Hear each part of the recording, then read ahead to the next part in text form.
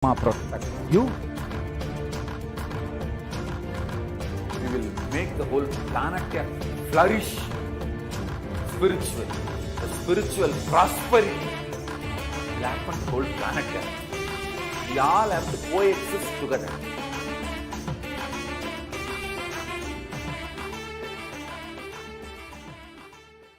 Just be alive for next 3 years. Don't die within next 3 years.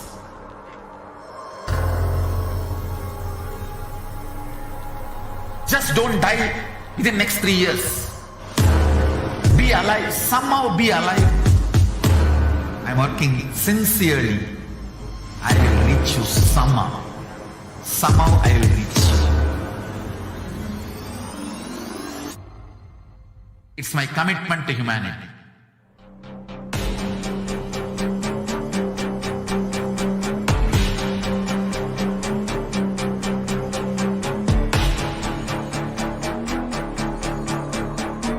Just don't die within next 3 years. I will reach you wherever you are, whichever corner of the world you may be. I will reach you with enlightenment.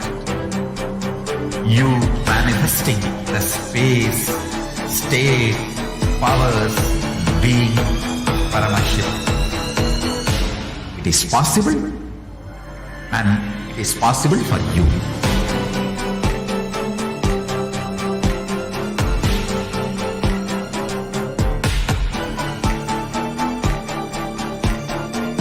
Paramashivoham will reach you with enlightenment science.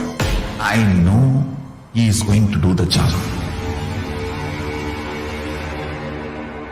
Just be alive for next 3 years. Nothing else.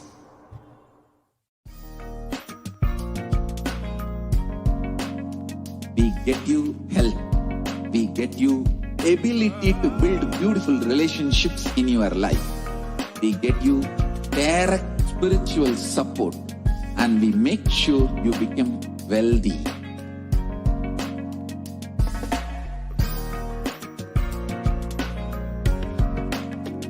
We won't stop giving you just good life. We will literally not stop till you live enlightened life. Manifesting the state of Paramashiva, space of Paramashiva, powers of Paramashiva, being of Paramashiva.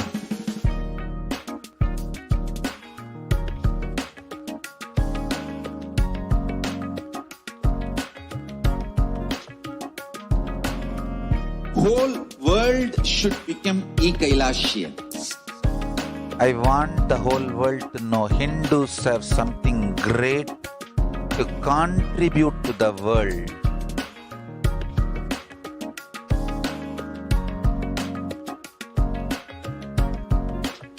We have something great to contribute to the world. Let us do that.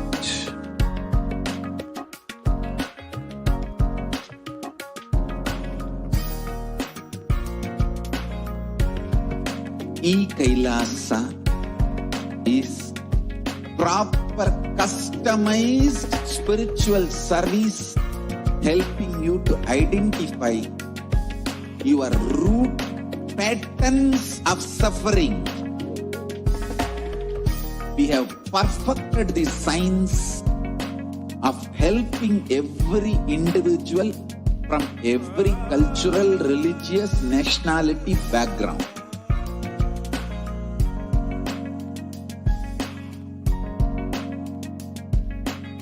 You will have lowest reactionary assumptions, highest awakened response, alive continuously.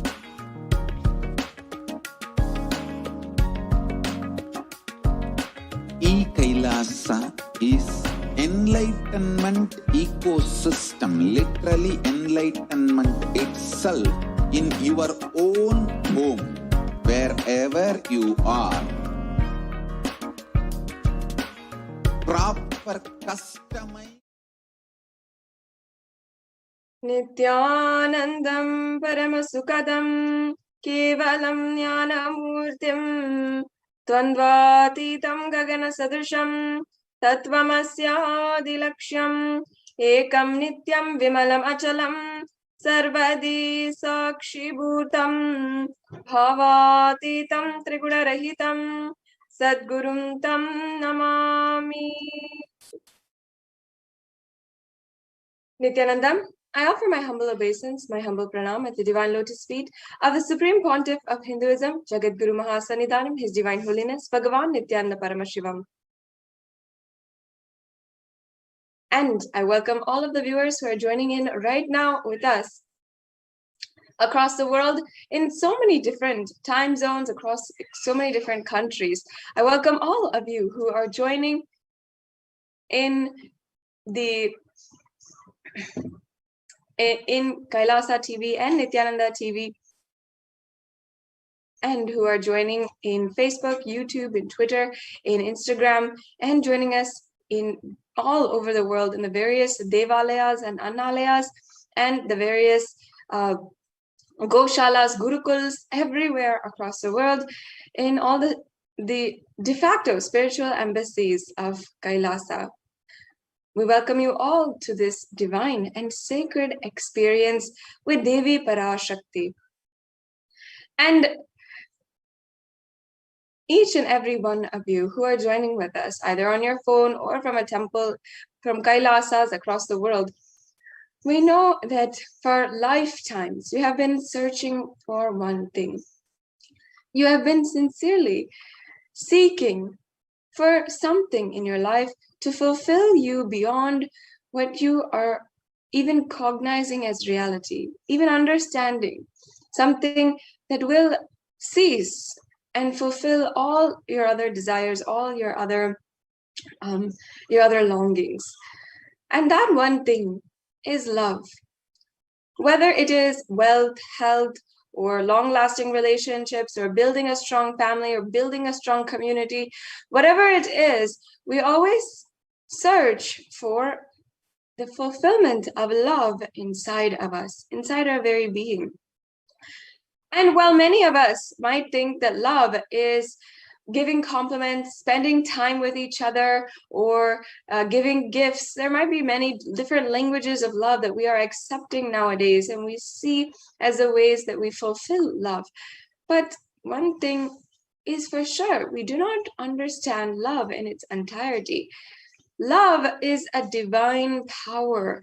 It is capable of transcending all other emotions and allowing you to experience higher oneness and higher experiences with the divine. It's capable of making you literally live eternal, making you immortal. It's capable of healing all of your chronic illnesses, which you have been suffering from for years.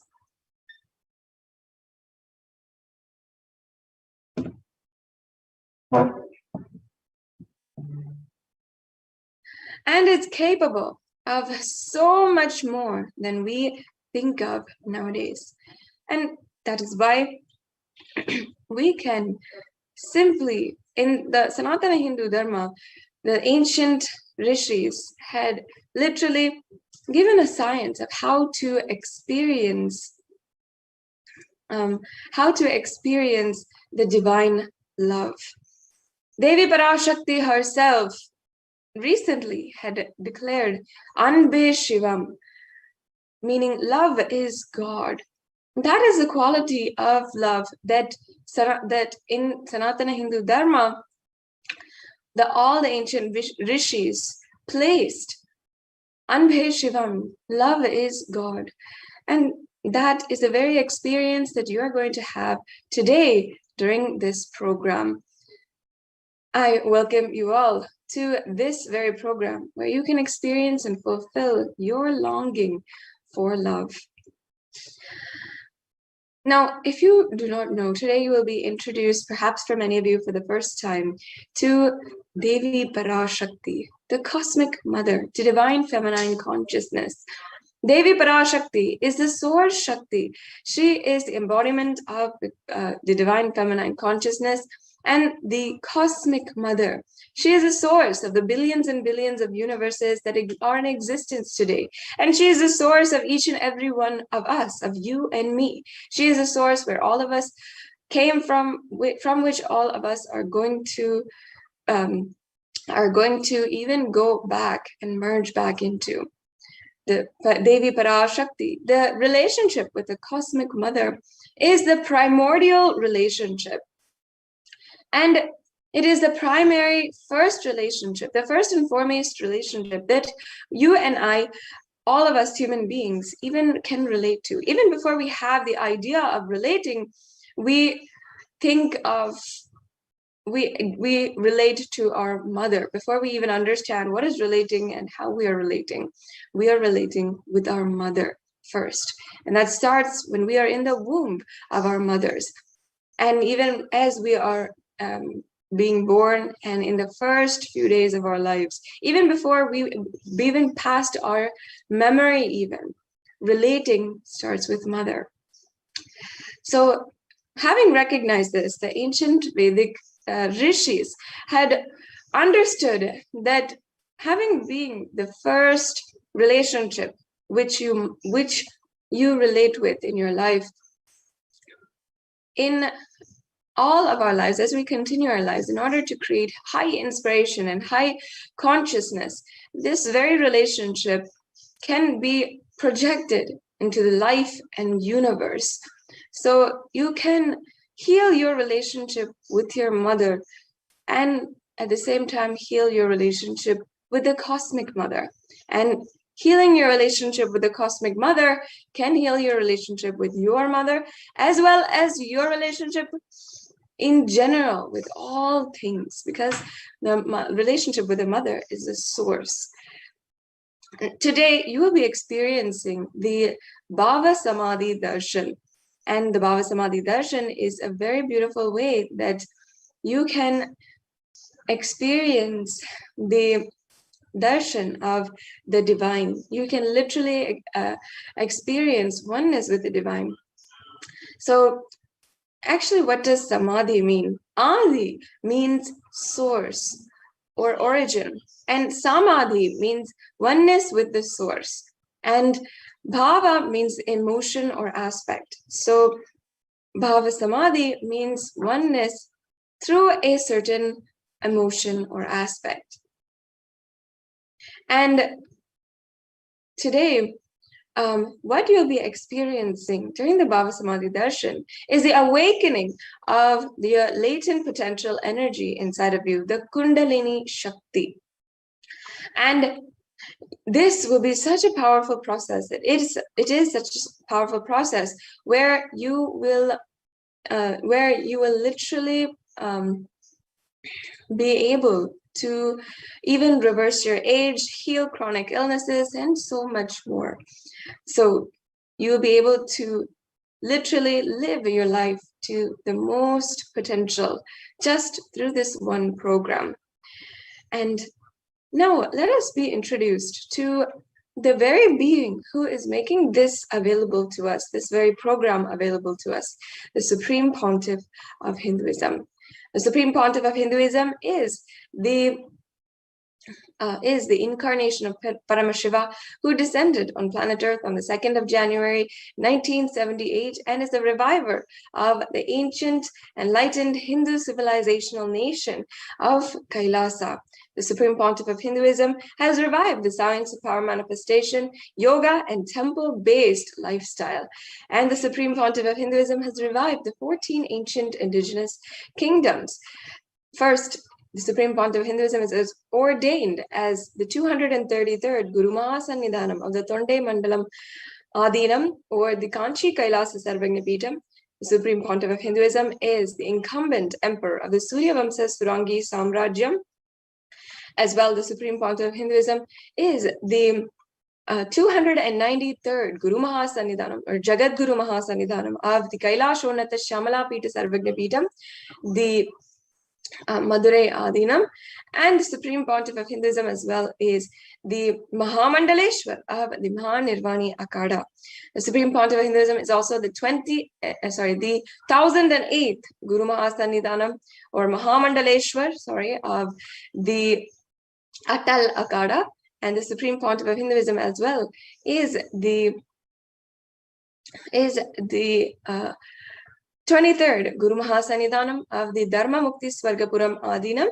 And finally, in 2015, having been recognized for his work towards Hinduism and having been recognized as a last hope for Hinduism, the Supreme Pontiff of Hinduism was elected as such with the title of Supreme Pontiff by a congregation of over 1,000 Hindu leaders.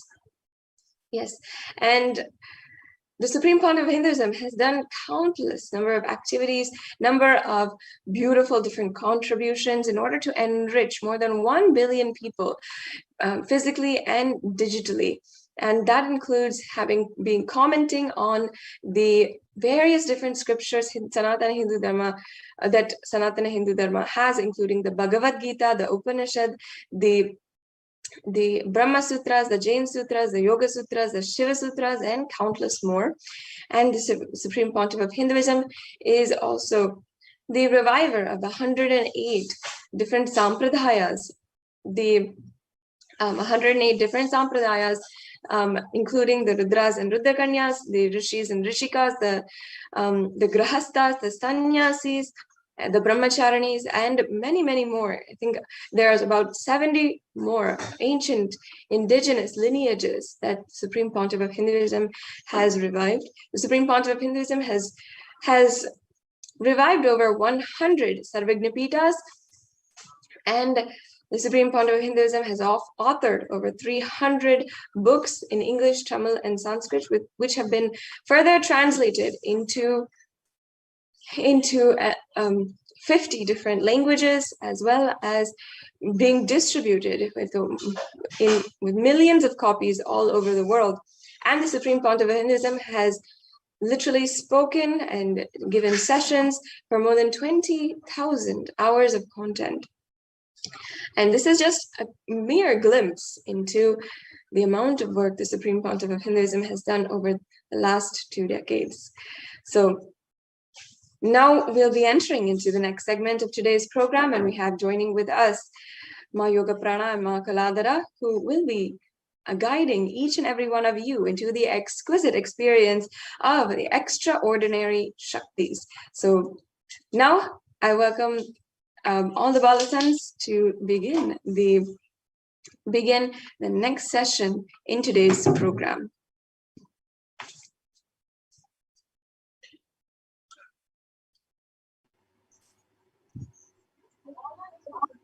Yes. So that was a very amazing introduction to this program and to who is Swamiji. So we thank Masada Shrutriya so much for that. And let us now enter into the manifestation of extraordinary Shaktis. So now all of you are going to be witnessing the live demonstration of the powers of Paramashiva manifested by the Balasans of the Nithyananda Guru. So let us first learn about what are Shaktis. And today you will be witnessing 2 of the Shaktis. The first Shakti is the power of third eye. The third eye is the cosmic browsing center, which is located between the eyebrows.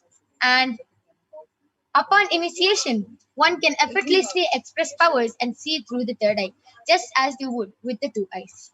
And the next is the power of body scanning, where one awakens the ability to scan illnesses, diseases, medically diagnosed issues just through the third eye, and to even reveal solutions for it.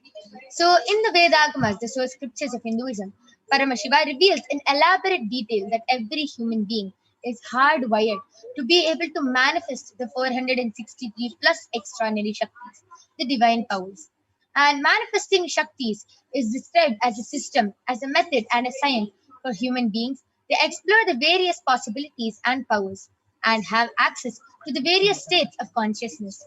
Shaktis manifest from the fundamental cognition that you are a divine and that you need to manifest the divine, not that you are a man and that you need to reach the divine.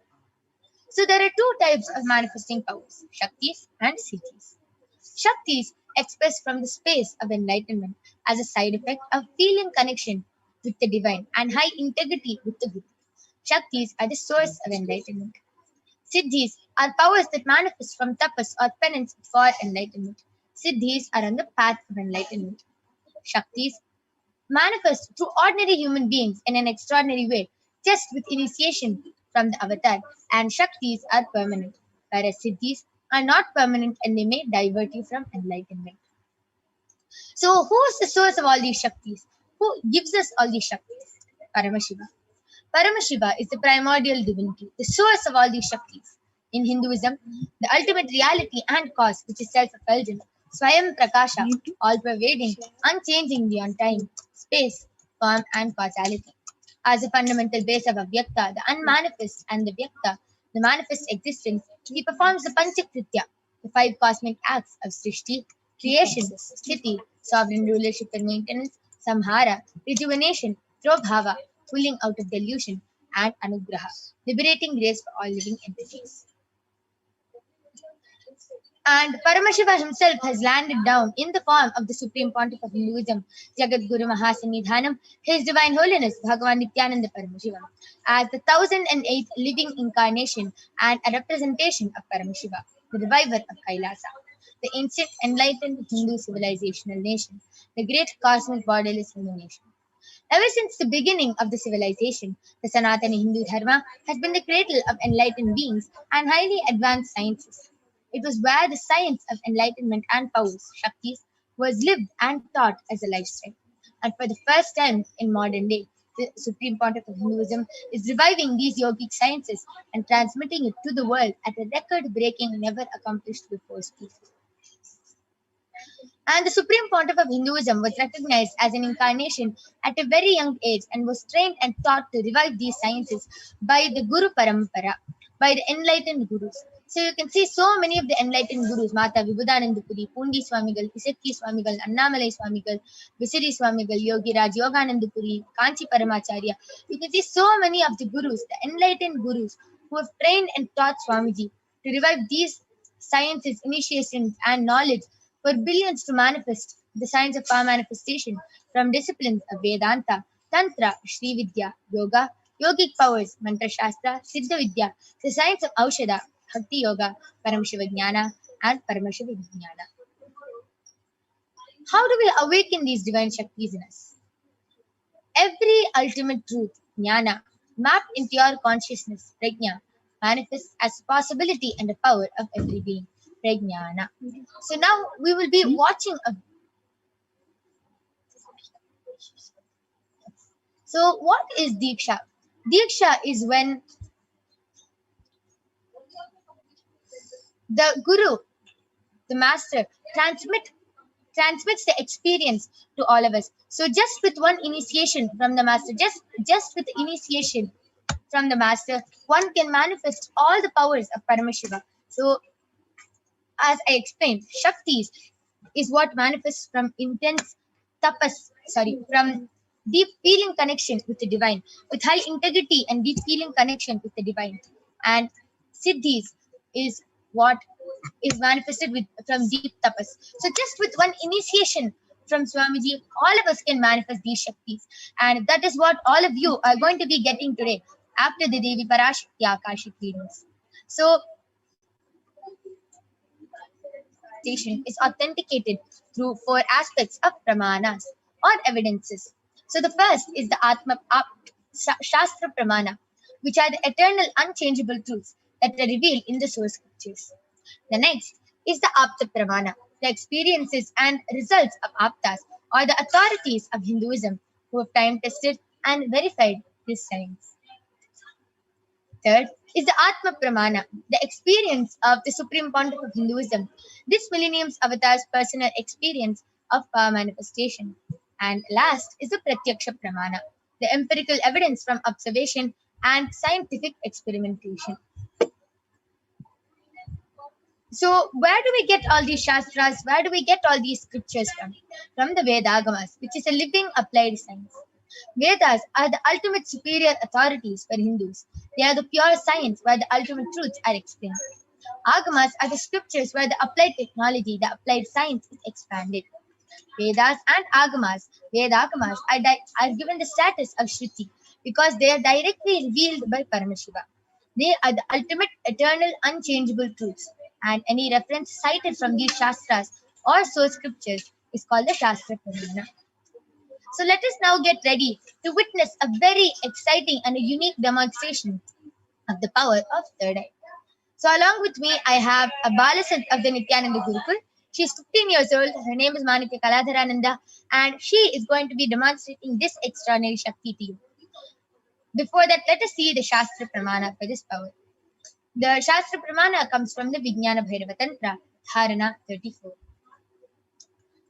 Kapalantarmanonyasa tishtanmilitalochanaha Kramena manasodardhyat lakshaye lakshamuttamam. The translation goes, by fixing the mind on the inner space within the crown center and sitting stably without any movement, having the eyes closed in succession, by that stability of the mind and inner space, through the power of the third eye, one directly sees the ultimate goal Lakshyam by having the vision beyond the sight that reveals any object or place, attaining the space of Paramashiva. The next is the Apta Pramana, where Bhagavan Krishna initiates Arjuna into the power of third eye. And in the 11th chapter of the Srimad Bhagavad Gita, Arjuna completely narrates the cosmic form, the Vishwarupa Darshan of Bhagavan Krishna as he sees Bhagavan Krishna through the third eye. Natumam shakyase drashtum anenaiva swachakshusha divyam dadami te chakshuhu pasyame yogamaishwaram. Bhagavan Krishna says to Arjuna, but you cannot see my cosmic form with these physical eyes of yours. Therefore I grant you the divine third eye vision. Behold my cosmic opulence. And next is the Atma Pramana, where Swamiji beautifully shares in his own words how he was able to manifest the power of third eye. Swamiji beautifully shares, and let us now listen to Swamiji's experience from Swamiji himself.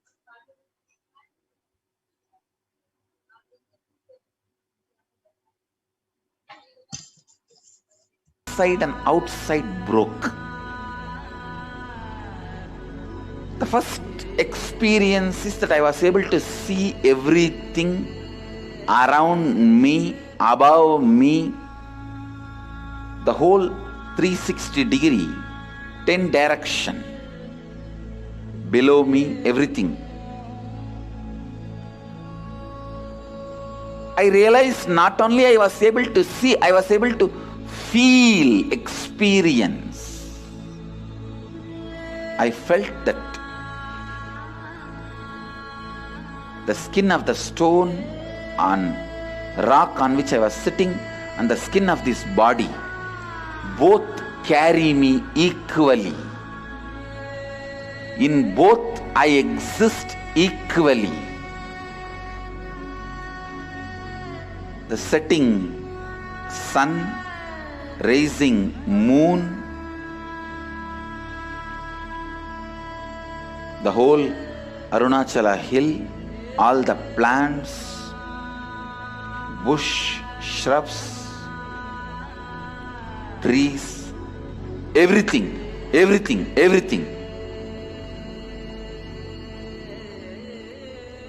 just became so alive. The idea, something is inside.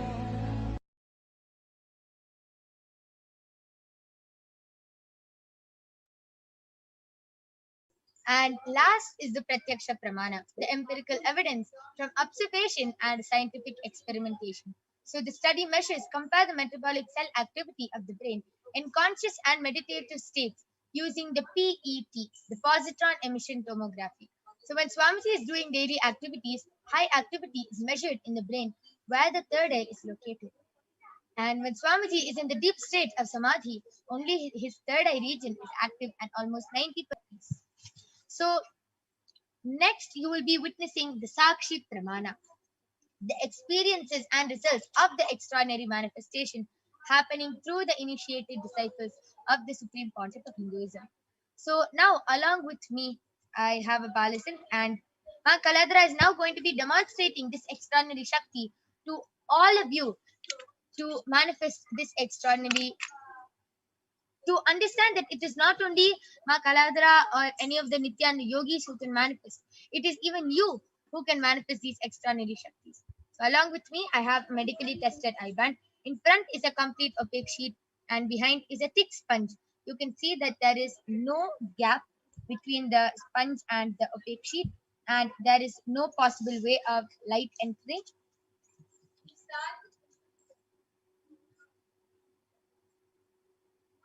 And there is a comfortable strap which can comfortably strap the eye band on Ma Kaladra's head.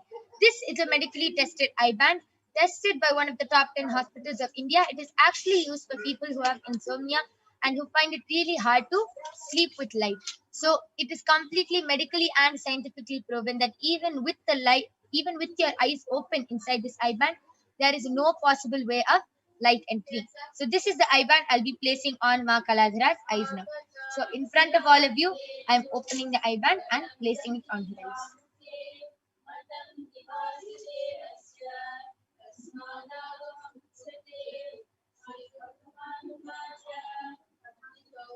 Ma Kaladra, are you comfortable? Yes. Yes. So Ma Kaladra is comfortable and she is not going to be touching the eye band after this. Any adjustment she has, she is only going to be requesting me to do it for her. She will not be touching the eye band to make it more foolproof. Yes. So now I request the YouTube comments to be projected. All of you can go ahead and post all your comments.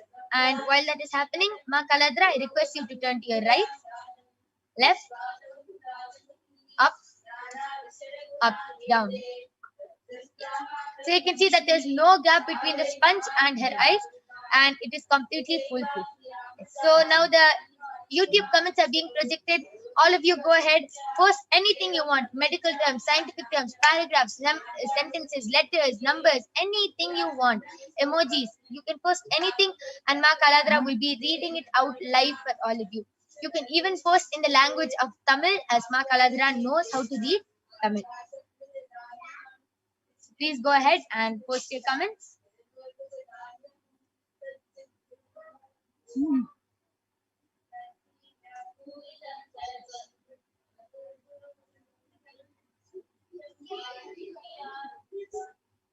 No comments.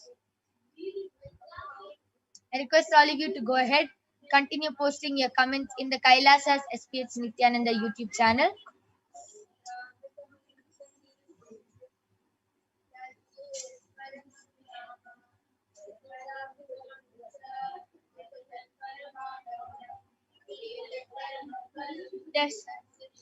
There is a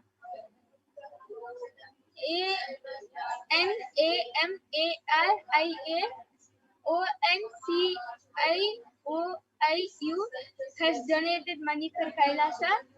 Yes. And Ma Anamaria, we thank you so much for your contribution to Kailasa. Anamaria ONCLOLU has posted thank you Swamiji JI and a dot. And Mahesh has posted Nithyananda Ma with a namaste emoji. Beautiful. How Ma Kaladra read that so fluently without any mistakes. And all of you know this is not something normal which any kid can do. She is a 15-year-old Balasan with just one touch of Swamiji. She is able to read with her eyes blindfolded. And it is a very extraordinary power. And after this, we'll be asking Ma Kaladra how she is able to manifest this power. How she is able to see with her eyes blindfolded. As this is not something which any normal kid can do. Yes. Social media manager 3 has posted Nithyanandam all. Amazing. I encourage all of you, please continue posting your questions. Please ask anything you want. You can post anything, and Ma Kaladra will be reading all your questions.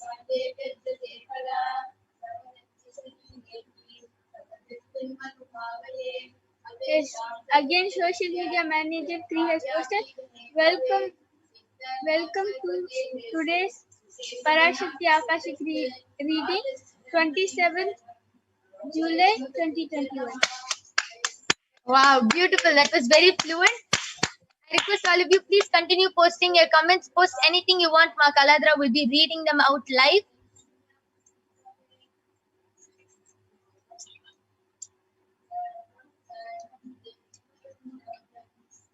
Okay. So meanwhile, Ma Kaladra, why don't you share? How do you manifest this power? This is not a normal power which any kid can manifest. How? Just with one touch, just with one initiation. How are you able to manifest this power? I'm sure you would have not done some 50 years of tapas or something, or penance, standing on one leg with your hands in the air, for sure. So how do you manifest this power? Yes. So I manifest this power of third eye reading just after Swamiji initiated me into the power of third eye. I practiced, and after that, it was just a complete surrender and trust on Swamiji, with which I'm able to manifest. Beautiful. Very beautiful sharing of how just with surrender, just deep surrender and trust on Swamiji that he will take care. That's all. You are able to manifest this power. Yes, you can go ahead, continue reading. Yes, Mahesh has again posted Om Nithyananda Paramashivoham with a Namaste emoji, and SUSHMAMIRAJKAR has donated money for Kailasa, and also has written Nithyananda Paramashivoham with the Om and a Namaste emoji, and Vinita PULLAPARAYAR has posted Nithyananda. Yes, that was beautiful, very fluent. And Ma Shishma Mirajkar, we thank you so much for your contribution to Kailasa. Yes, that was a very beautiful demonstration of the power of third eye. Very amazing. Now I'll be removing the eye band of Ma Kaladra. So you can see in front is a complete opaque sheet, behind it's a thick sponge, no gap. Everything is completely the same. It is completely foolproof how Ma Kaladra read, and you can see she's still adjusting to the light. So her eyes were closed the full time in the eye band, and she was able to read with her eyes blindfolded. And as she shared already, just with deep surrender, complete surrender to Swamiji, she was able to manifest this power. And it's not that only the Balasins or Nithyananda yogis are only we can manifest this power. Even you, after today's Devi Parashakti Akashic readings, even all of you can manifest. So with this, we thank all of you. We are not done yet. We have the next power, the power of body scanning coming up, where more Balasins and the Nithyananda yogis are eagerly waiting to manifest this power for all of you are going to be coming and are going to be doing the body scanning as per all of your requests. And then Skobi Aya, we thank you so much for your contribution to Kailasa. And I request all of you to go ahead, post your comments and requests, call your family members and friends for this power of body scanning. And now we'll be chanting the pramanas for the power of body scanning. Then we'll be starting the power demonstration itself. So go ahead, call your family members, friends, and post your comments, requests for body scanning. And the Balasins and the Nithyananda yogis will definitely be coming and doing a scanning for all of you who have requested. So now we'll be chanting the pramanas for the power of body scanning, which is a power where one awakens the ability to manifest and to be able to scan illnesses, diseases, medically diagnosed issues, and will be able to reveal even solutions for them. So the Shastra Pramana comes from the Vijnana Bhairava Tantra. Swadehe jagato vapi सूक्ष्मसूक्ष्मतराणि च तत्त्वानि यानि निलयम् ध्यात्वान्ते व्यज्यते para. Bhagavan Paramashiva says, cognize deeply that from the subtle to the subtlest constitutive principles of the whole body or swadeha of the whole universe simultaneously consist of the essential reality. They are being absorbed in their source cause, Paramashiva. And by the experience of such restful awareness, one becomes complete from all thoughts, and the divine, ultimate, universal divine power, Paradevi, Adi-Shakti, is revealed, and the supreme power manifestation happens. The next is the Apta Pramana, the experiences of Aptas, the rishis who have time tested and verified this science. So the Apta Pramana comes from the life of a Siddha named Teriyar. Teriyar was a Siddha and one of the prominent disciples of Agatya. One day, a man suffering from a severe headache comes to Agatya for healing, and Agatya uses the power of body scanning and identifies the root cause of the headache. He reveals that there is a small terai, a type of frog, sitting in the person's brain, which is completely odd. But Agatya was able to use his third and reveal the root cause that there is a frog sitting in his brain. And Agatya immediately instructs his disciple, Thereya, to perform open head surgery. And after the surgery is completed successfully, the person is completely healed of the headache. And thus he gained the name Thereya. Next is the Atma Pramana, the accounts from Swamiji who has time tested and verified the science. Swamiji beautifully reveals that only when I had a multiple compound fracture, I was forced to go for surgery and therefore for medical checkups related to that. At that time, they detected heavy metal quantity in different organs of mine, and it was revealed that I had been poisoned without our knowledge. I immediately used diagnostic methods instead of medical facilities to study the body condition. And through the body scanning, I found out what the problems and imbalances had happened and where the balance had to be done. I used allopathy as a second opinion just to verify my findings. Last is the Sakshi Pramana. You can see how so many of the disciples of Swamiji, the Paramashivoham participants, were able to manifest the power of body scanning and have shared with all of us that they were able to manifest. And now you will be witnessing the live demonstration of the power of body scanning by the Balasins of the Nithyanandi Gurukul. So please stay tuned. We'll be back with the Balasins and the Nithyananda Yogis of Kailasa right after a short break.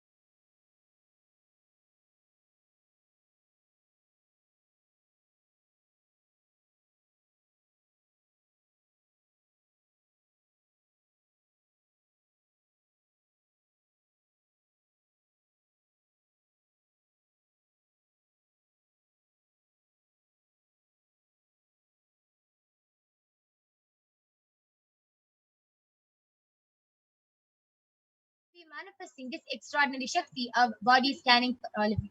I request the YouTube comments to be projected.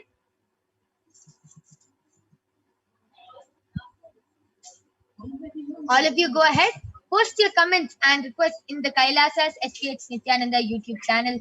And Ma Brahmayoga and Ma Soni are eagerly waiting to do the body scanning for all of you. So please go ahead, post your comments, and they will gladly be doing a body scan.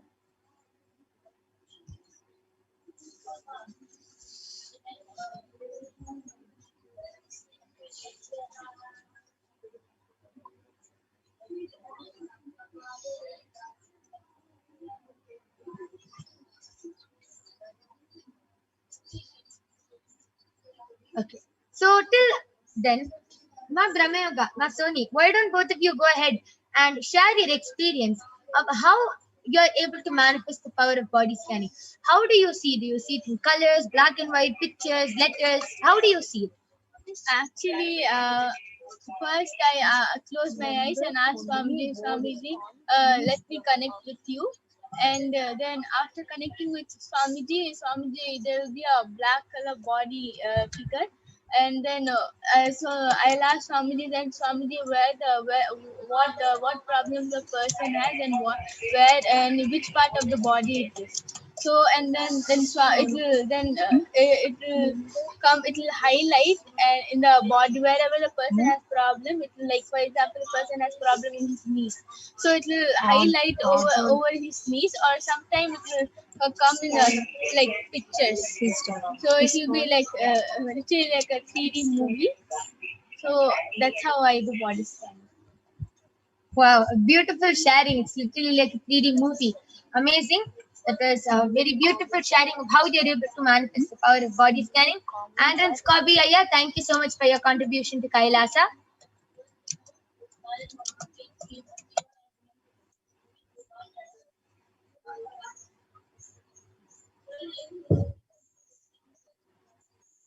So Ma Brahmayoga, why don't you go and share how you're able to manifest this power of third eye, of body scanning through your third eye? So how I manifest this power of body scanning is actually when I at first started doing body scanning, at that time I used to get a picture of the whole body, and it used to like my third eye used to zoom in onto the part of the body which has the problem, and everything used to be in like black and white, or it used to be in grayish color, and very pale color used to be there. But as I started going for more and more demos, and as I started doing more and more body scanning, slowly everything started becoming more and more colorful, and it started becoming more brighter and more real. Like when I closed my eyes, at first, like the picture used to be very vague. I had to concentrate hard to get the image of the thing and to find out what problem the person has. But right now, if I just ask something, I close my eyes. The moment I close my eyes, immediately like it so very vividly, the whole thing comes and everything has colors, all very colorful, and it's very bright and easy to see. Like as I started doing body scanning, the whole image, the whole projection started improving, and right now the whole thing is like I'm looking at a TV. It's like that. Beautiful. That is very amazing sharing, like a 3D movie, how you were able to see and manifest this power of third eye, body scanning through the third eye. So, and then Skobi Aya has requested for a body scanning in the emojis. So, Ma Soni, you can go ahead and do a body scanning for Andren Aya.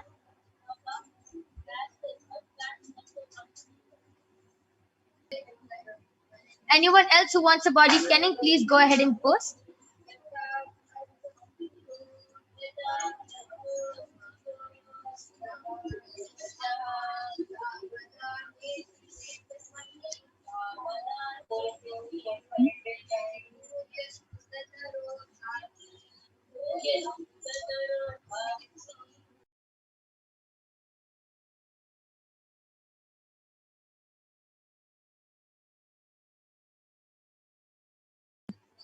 Yes, and now we'll be chanting the Mahavakya 11 times. Mahavakya is the direct passcode which directly connects us to Paramashiva and which raises us to a higher frequency. So now, Ma Soni, Ma Brahmayoga, are going to be chanting the Mahavakya 11 times.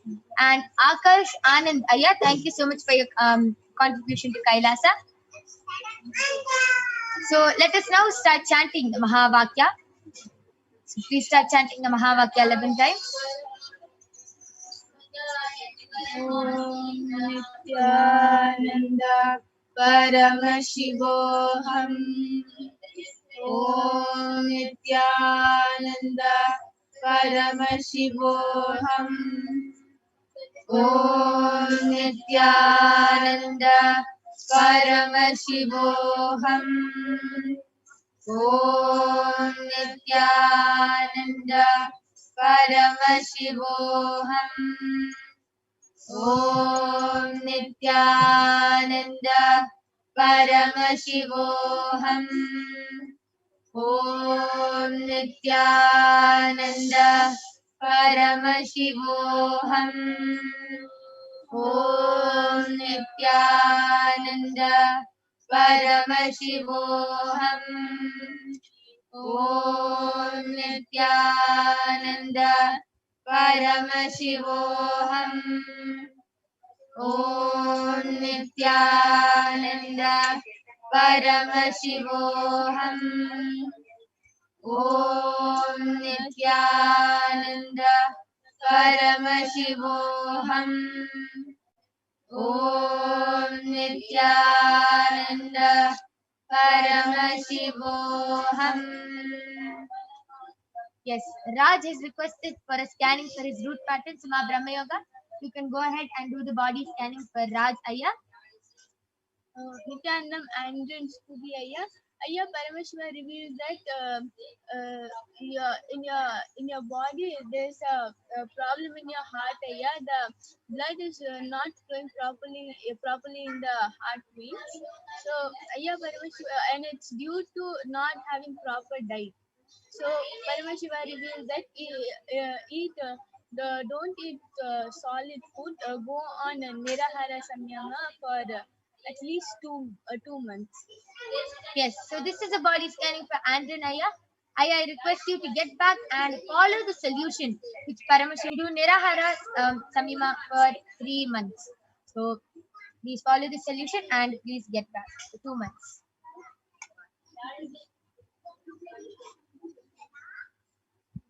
All of you can go ahead and continue posting your comments and requests.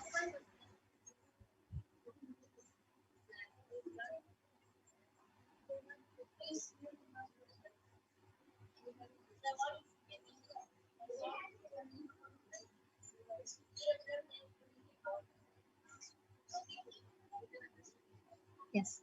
Brahma Yoga, are you ready? You can go ahead. Yes, so Rajaya, Paramashiva revealed to me that you're starting to get cancer cells in your body. Like right now, it's just 1 or 2 which are there, but it's still starting, and that is happening because you are having a lot of you dislike yourself a lot. You don't like yourself, and because of that, you're starting to develop cancer cells. So what you should do is every day, the moment you should first start doing Guru Puja every day, and immediately after that you should sit and you should just do completion with yourself. Ask yourself, why do you not like yourself so much? You just sit with yourself and complete every day for at least 20 minutes. If you continue to do that, and also keep a picture of Swamiji, an Atmamurti of Swamiji in front of you, and tell everything to him and ask him to heal you. And if you continue doing this for 2 weeks, you'll see that slowly you'll not have so much of hatred towards yourself, and also your body will start healing. Wow, that is a very beautiful scanning for the root pattern. Rajavendranaya, I request you to get back in the chat session. And Satya Narayan has posted, please scan my wife Subhadra Devi for her physical and mental wellness. Soni, sorry, before that, Satya Narayanaya, I request you to get the consent of your wife if we can do the body scanning for her, as it is a requirement and it is our integrity to the person, to this power, to always get the permission and then only do the body scanning.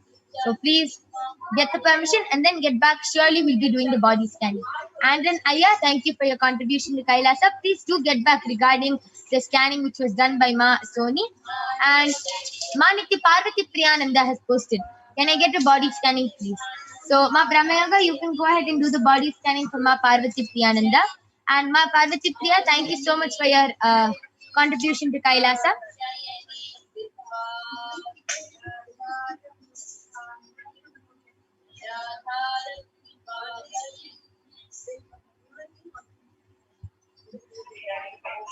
Okay, Satya Narayan has posted, I got her consent. Yes. Yes. So, Ma Soni, you can do the body scanning for Ma Subhadra Devi.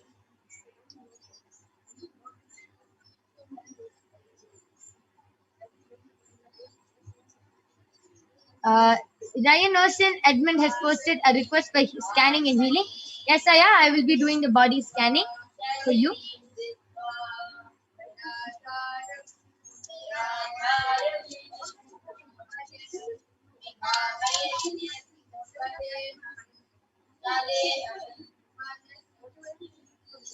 Yes. So, yes.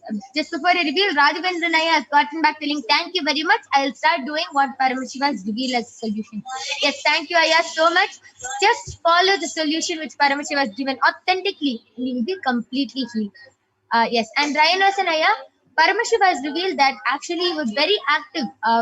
You were actually very active, but suddenly now you started becoming very lazy and you have started sitting a lot and eating a lot. So you have started growing a lot of unnecessary fat in your body, which is not, since you used to be very active, your body is not adjusting to this. There's a lot of fat growing in your, unnecessary fat growing in your stomach.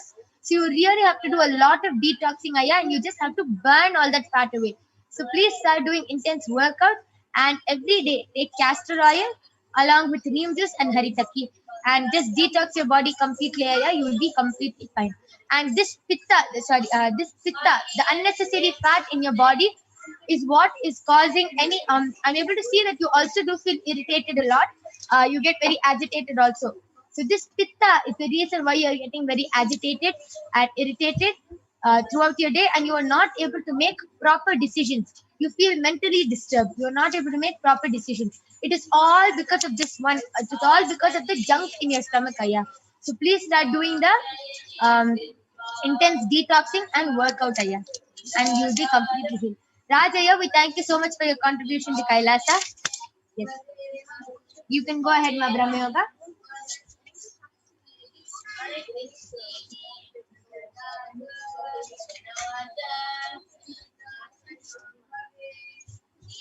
Yes, so Ma Parvati Priyananda, Paramashiva revealed to me that you don't have any major problem in your body. You don't really have any problem.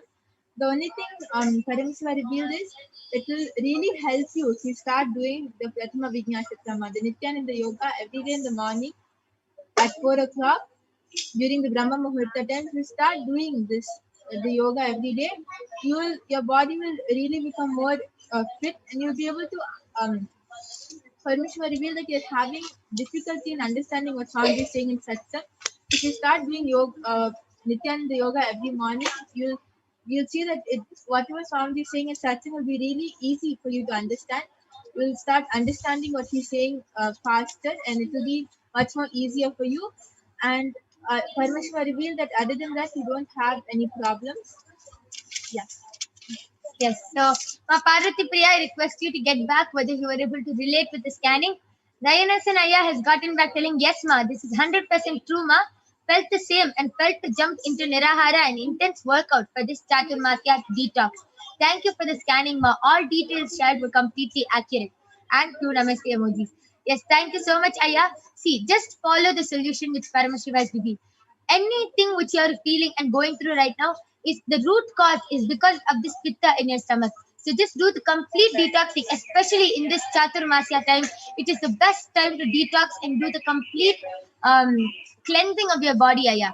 So just follow what Paramashiva revealed. You will be completely healed and you will feel more life positive. Yes, thank you so much for getting back, Aya. Nityanandam, I did the body scanning for Subhadra Devi. And Ma Paramashiva revealed that neither you are healthy physically nor mentally. Physically, it's because there's too much unwanted stuff in your stomach, Ma. So you need to cleanse your stomach. So Parameshwar revealed the solution is to take 2 tablespoons of castor oil in the morning, and mentally it's because you're having too much worry about families, like family problems, and desires, and it's due to desires towards wealth, relationships. So Parmashiva revealed that to fulfill all your desires, in the night before sleeping, sit in front of the Atmamurti and pray to Swamiji to fulfill tell Swamiji all your desires and pray to Swamiji to fulfill all of them. And you'll be completely fine and all your desires will get fulfilled, Ma. Yes, that was a very beautiful scanning for Ma Subhadra Devi. I request you to get back. This was a solution for you and a scanning for you. And I would also like to add on, Ma Subhadra Devi, one more thing. Just Paramashiva just revealed it to me that you have a lot of heat in your body, Ma. So please put a cold pack on your stomach and on your head every day before sleeping, because of a lot of heat you are, as Ma Soni revealed, and the mental health is not good. And this is Paramashiva is revealing this heat in your body is also affecting your mental health. So please do follow this solution also. And with this, we thank all of you, everyone who has joined us in this power manifestation segment, and everyone who has requested for a body scanning and has gotten back. So thank you so much. And with this, we are going to conclude this power manifestation segment. There are upcoming segments where you will be learning about who is Devi Parashakti, what are the Akashic readings, and much, much more. So please stay tuned to the upcoming segments. And due to the interest of time, if you are not able to get a body scanning today, you can come back every day at 2 a.m. in the morning, IST, and 4 p.m. every day, Indian Standard Time. And you can get the body scanning done by the Balasan and the Nithyananda Yogis of Kailasa. So with this, we thank all of you for joining us. Thank you, Nithyananda.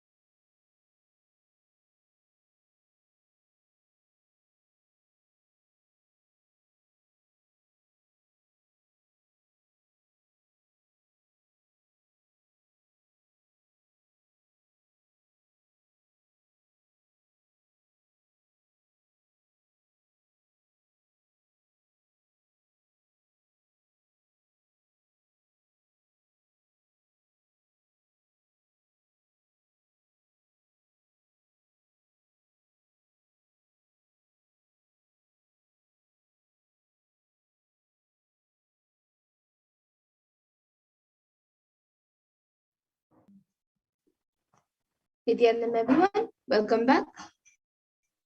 So now we will be moving to the next segment where we will be learning more about Devi Parashakti and the divine feminine consciousness. So we will be first looking into the Dhyana Shloka of Devi Parashakti, which comes from the Lalita Sahasranama.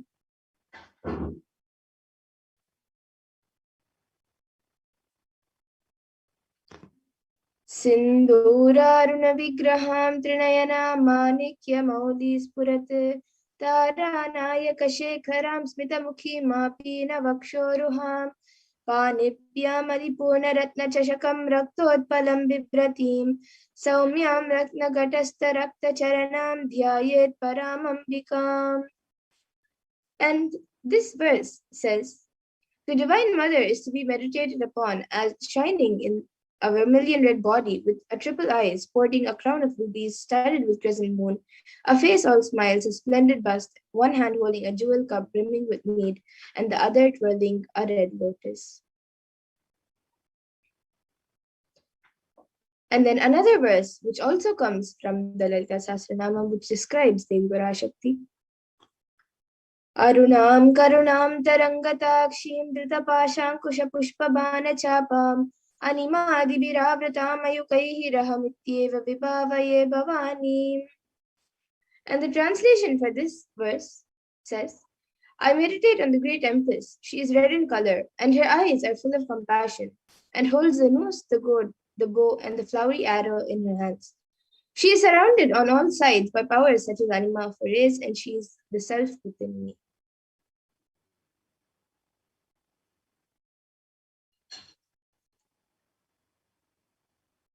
And Devi Parashakti is the ultimate pure feminine consciousness. Parashakti is the cosmic mother. It is her cosmic womb from which billions and billions of universes come out and go in. It is the source, where the Big Bang and black holes go on and on. Parashakti is the source Shakti, the source energy, and source power from which all of us came, all of us are in even now, and which all of us are going to merge into.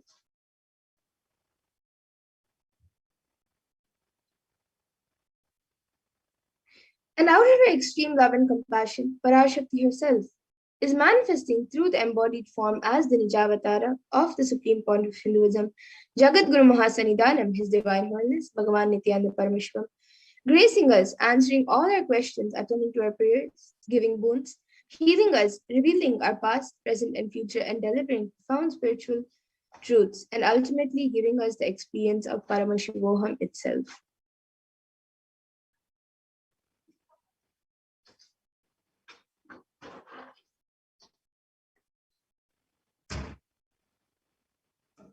And in the words of Devi Parashakti herself, raising as Omkara, expressing as Vedas and Agamas, blossomed as Himkara, filled as Parashorasi, living in 40 triangles, the Kailasha Swamini, who is in Kailasha, Sri Purachintamani, Parashorasi, sitting as part of Paramashiva, Parameshwari, who rules the world, Paramashakti, Manonmani, Meenakshi. As Nithyananda, I took Nijavatara here to give good boon to everyone, to bestow all goodness. Hiranyagarbha Swarupini, Brahmanda Yoni, Shami, Chandramauli, Rapala, Aparna, Uma, Parvati, Savitri, Navayavana, Samaraja Lakshmi, Parameshwari, Parashodasi, Meenakshi. Taking the form of Nithyananda, I came here as Nijavatara. With great compassion, I am blessing. Listen, people, to do good to all of you. I took the form of Nithyananda and came down as Nijavatara. And again, in the words of Devi Parashakti herself, raising in Omkara, blossoming as Shiva, Shiva manifesting as source of existence, powers of existence, expression of existence, from the oneness of Om, blossoming into two as Prakriti and Purusha, blossoming as three Shaktis, Icha, Kriya, and Jnana, growing as 4 Vedas, expanding as 5 Panchabhutas, beyond 6 chakras, filled as Gotras of 7 Rishis, expanding as 8 directions, existing as 9 Grahas, blossoming as 10 Indriyas, being as 11 Rudras, creating all the worlds, bringing life to tell and make truth blossom and to do good. Parashodasi, Meenakshi, in the form of Nithyananda, I came to bless every one of you.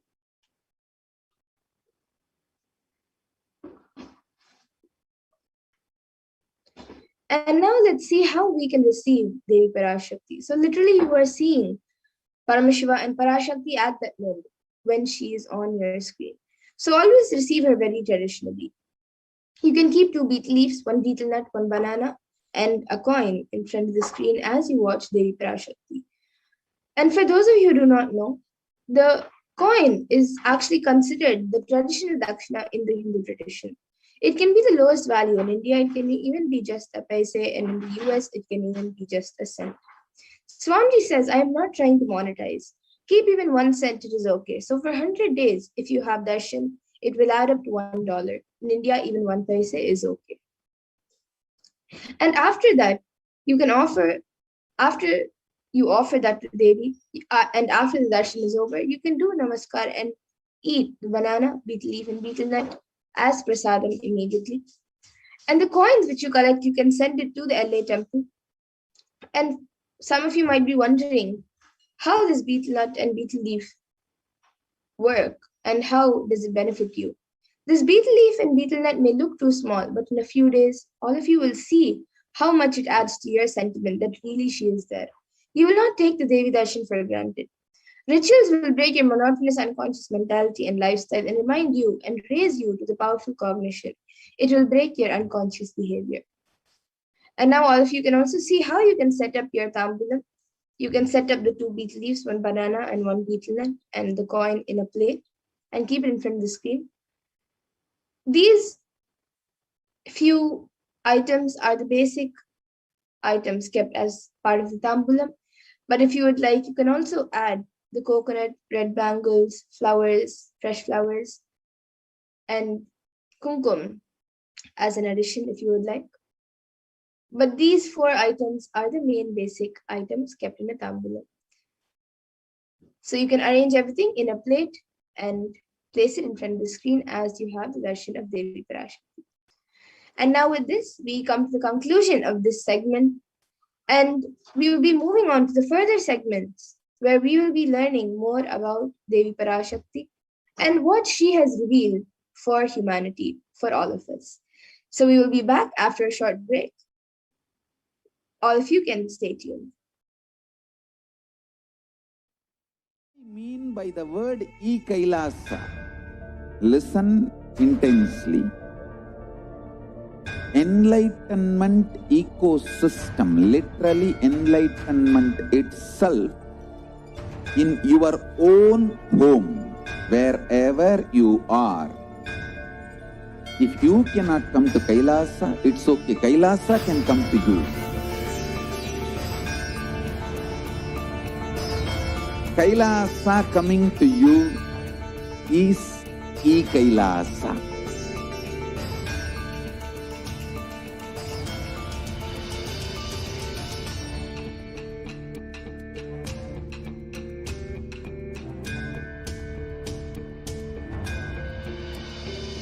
I will revive Hinduism. I am a Hindu revivalist, not by any revolution, but by evolution.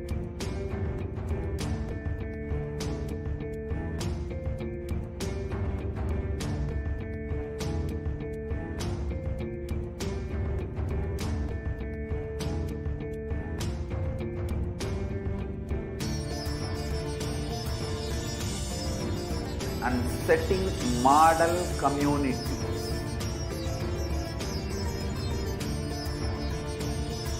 Kailasas, enlightenment ecosystems, Sarvanya Pitas all over the world.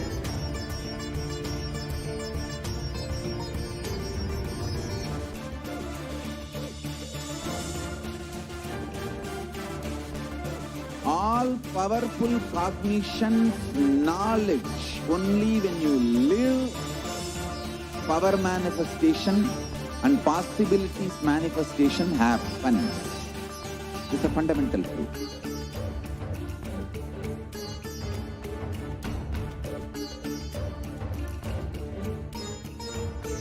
Hinduism cannot live exclusively as one sampradaya. No. All sampradayas of Hinduism is an ecosystem.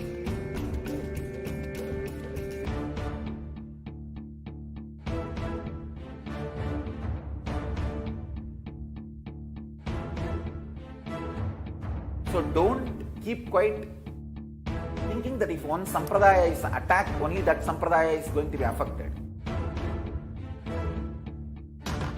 All of us are ecosystem.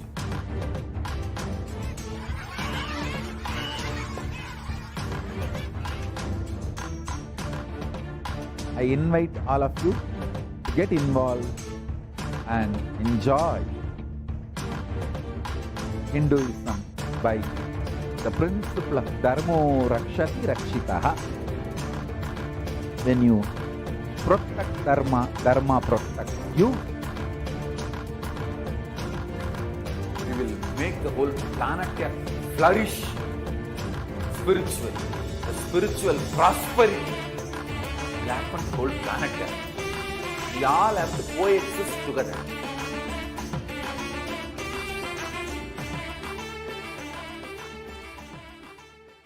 Just be alive for next 3 years. Don't die within next 3 years.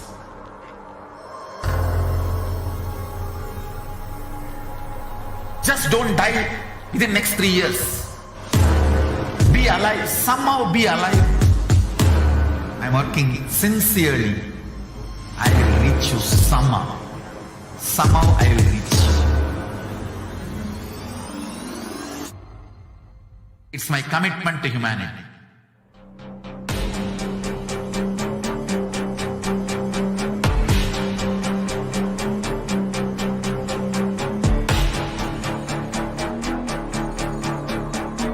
Just don't die within next 3 years. I will reach you wherever you are, whichever corner of the world you may be. I will reach you with enlightenment. You manifesting the space, state, powers, being Paramashivoham. It is possible, and it is possible for you.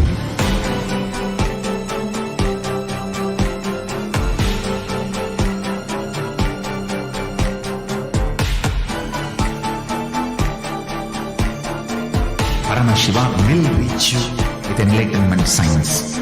I know he is going to do the job. Just be alive for next 3 years. Nothing else.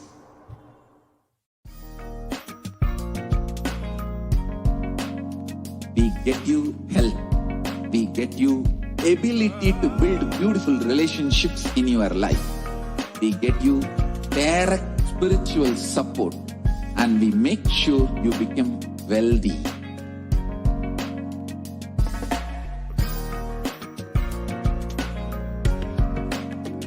We won't stop giving you just good life. We will literally not stop till you live enlightened life. Manifesting the state of Paramashiva, space of Paramashiva, powers of Paramashiva, being of Paramashiva.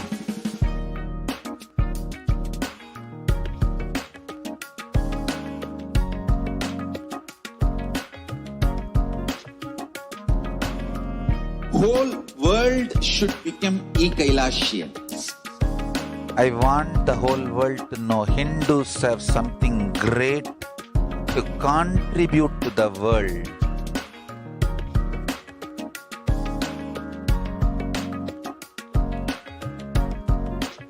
We have something great to contribute to the world. Let us do that.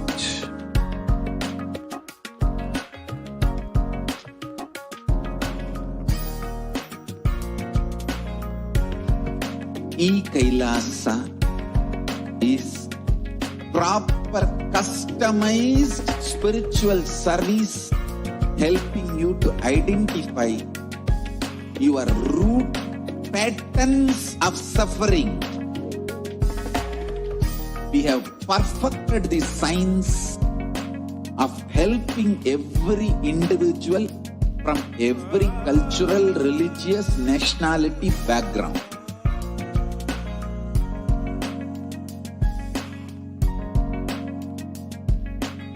You will have lowest reactionary assumptions, highest awakened response, alive response for life continuously.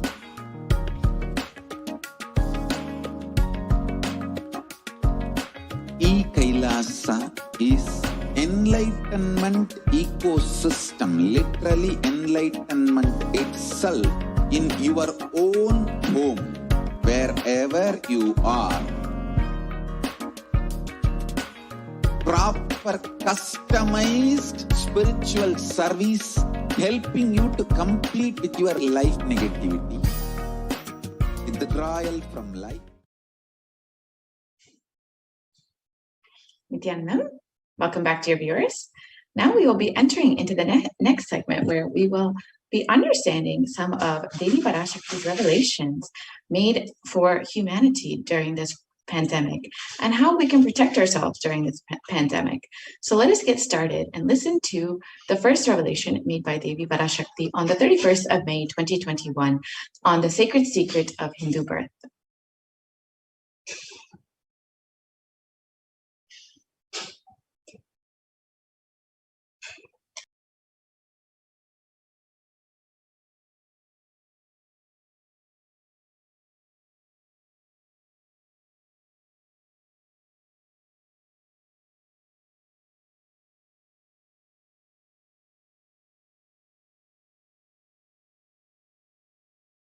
நன்றாய் கேட்டுக்கொள்.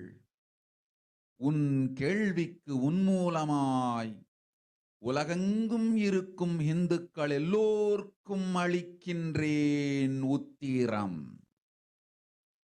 கேட்டு வாழ்ந்தால் உங்கள் வாழ்க்கை I don't think the audio is shared. நன்றாய் கேளுங்கள். I'm not able to hear it. பிறப்பின் ரகசியத்தை பிறப்பிலா பெருமை உடைய பரமேஸ்வரி சொல்லுகின்றேன் கேளுங்கள்.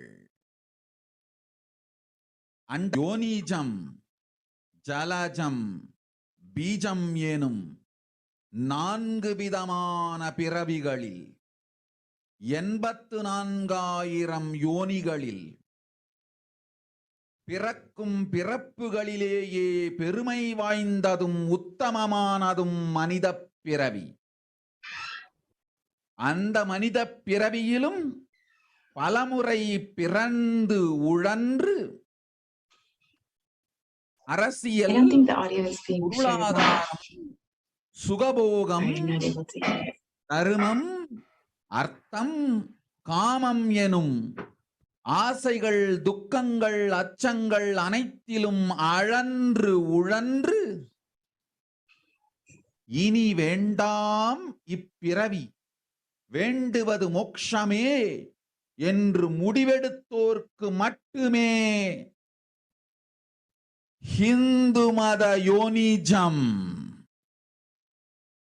ஹிந்து பெற்றோர்க்கு பிறந்திடும் சனாதன ஹிந்து தர்ம யோனிஜம், மனித பிறவி உத்தமம், சனாதன ஹிந்து தர்ம மனித பிறவி உத்தமோத்தமம். இந்த உத்தமோத்தம பிறவி எடுத்த எல்லோருக்கும் ஜீவன் முக்த விஞ்ஞானத்தையும் சனாதன தர்மத்தையும் காக்கின்ற கடமையும் உண்டு. அதனால் வருகின்ற நன்மையெல்லாம் அனுபவிக்கும் உரிமையும் உண்டு. இந்த கடமையை செய்வோம் என்று சத்தியம் செய்ததனால்தான் அந்த உரிமை அளிக்கப்பட்டது. பூமிக்கு வந்தபின் மனம் மயங்கி மதிமயங்கி சனாதன தர்மம் காக்க மறந்ததனால் மாயை அவர்கள் உயிரை பறிக்கின்றாள். நன்றாய் புரிந்து கொள்ளுங்கள். உயிரை கொடுத்தாலும் தர்மத்தை காப்போம் என்று உறுதி எடுத்தவர்க்கே சனாதன ஹிந்து தர்ம யோனிஜம் அளிக்கின்றேன் யான். உடல் பெற்ற பிறகு ஊழிப் பெருவலியால் ஆசை அச்சங்களை உதறவிடாது, உதறியும் விடாது சனாதன ஹிந்து தர்மம் காக்க மறந்தோரை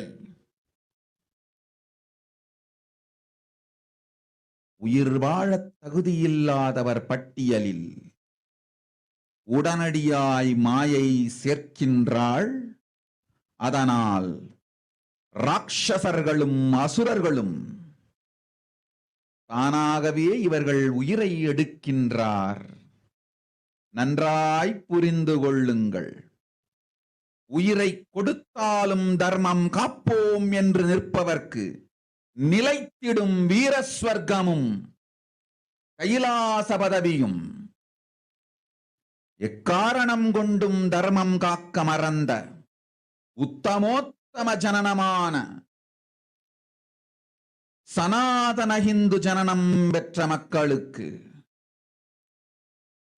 இல்லை வேறு கதி. சனாதன ஹிந்து தர்ம மனித ஜனனம் உத்தமோத்தம மனித ஜனனம். உங்கள் உரிமை உலகில் அதிகம், உங்களுக்கு கடமையும் உலகில் பெரிது. தர்மம் காத்தாலே கடமை, தர்மம் காக்காதார்க்கு உயிர் வாழும் உரிமை இல்லை.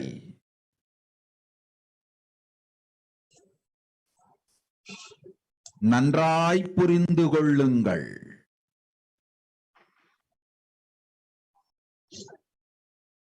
உத்தமோத்தம பிறவியான சனாதன ஹிந்து தர்ம பிறவி எடுத்த எல்லோரும் புரிந்து கொள்ளுங்கள். உங்கள் வாழ்வின் முதற்கடமை தர்மம் காத்தல். தர்மம் காக்க தர்மம் உங்களை காக்கும். சனாதன ஹிந்து தர்மம் காக்க மறந்திட்டால் வாழும் உரிமையை நீங்கள் இழந்து விடுகின்றீர்கள். அதற்கு மேல் வாழ்ந்தென்ன அழிந்தென்ன? பூமிக்கு பாரம் குறையட்டும் என்று அசுரர்களும் ராட்சசர்களும் உங்களை உண்டு தீர்க்கின்றார்கள். அதையும் மாயை கண்டு சும்மாவிருப்பாள். பிறவியின் ரகசியத்தை உலகிற்கெல்லாம் உத்தரமாய் சொல்லிவிட்டேன். புரிந்து வாழ்வில் நடந்து உயிரை பத்திரமாய் பார்த்துக் கொள்ளுங்கள். அன்னை சொல்லும் அருள் சத்தியம் இது. ஓம் ஓம் ஓம்.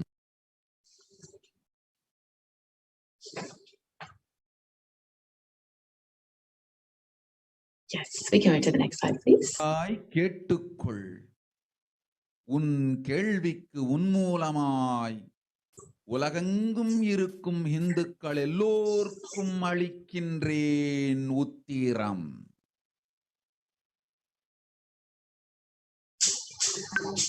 Let us understand Devi Parashakti's revelations and what the translation into English is. We can move to the next slide. Yes.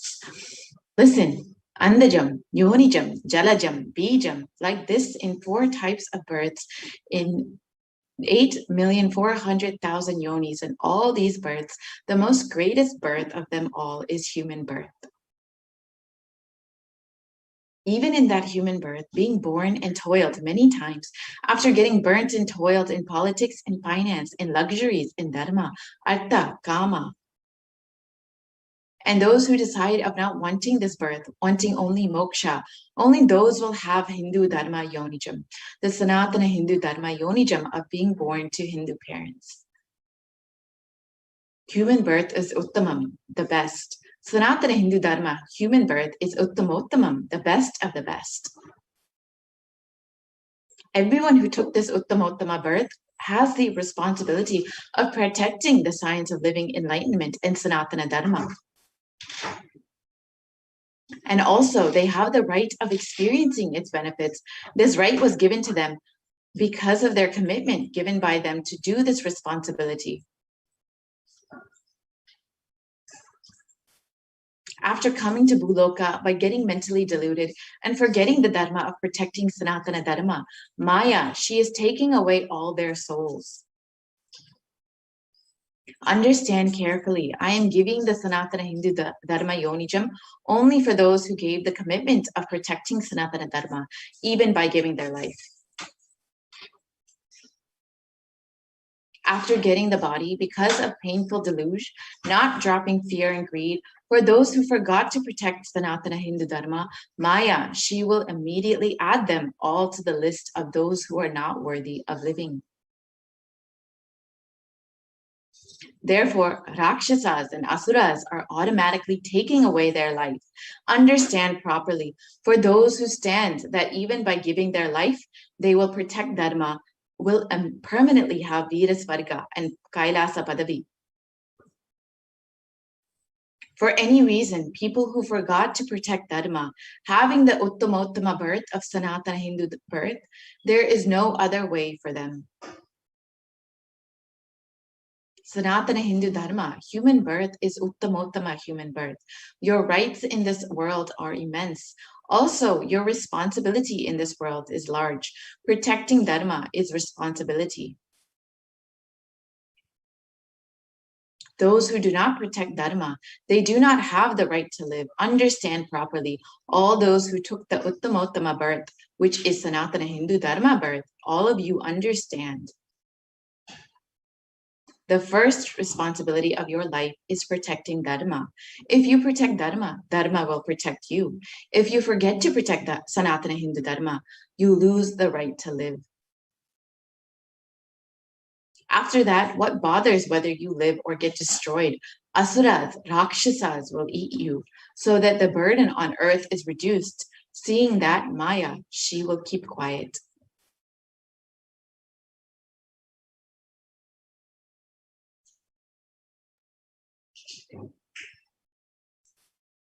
So let us now understand what is the responsibility of Hindus.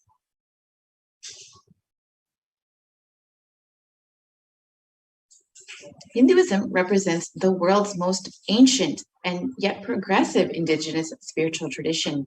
It is an open framework model of civilization that stands for global peace, vegetarianism, nonviolence, yoga, worship of nature, temple-based living, manifesting spiritual powers, and inherent divinity of every being.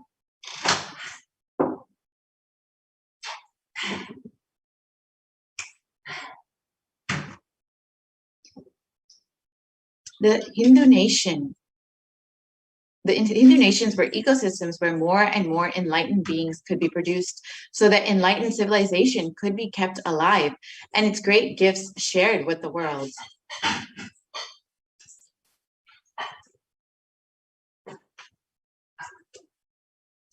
So let us look at the reference of Hindu nations from the Hindu scriptures.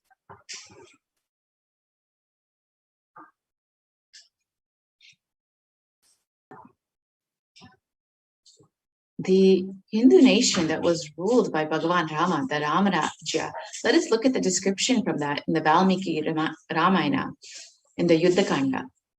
It describes that there were no widows to lament, nor were there any danger from wild animals, nor any fear born of diseases. The world was bereft of thieves and robberies. No one felt worthless, nor did old people perform obsequies concerning youngsters. Every creature felt pleased. Everyone was intent on virtue, turning their eyes towards Rama alone. Creatures did not kill one another.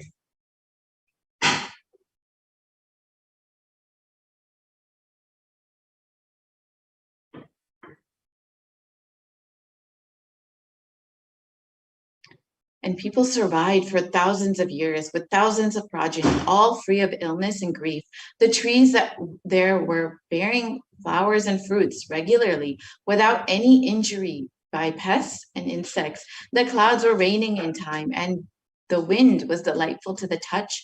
Every caste was performing their own duties, satisfied with their own work and bereft of any greed. People were intent on virtue and lived without telling lies. All the people were endowed with excellent characteristics. All were engaged in virtue.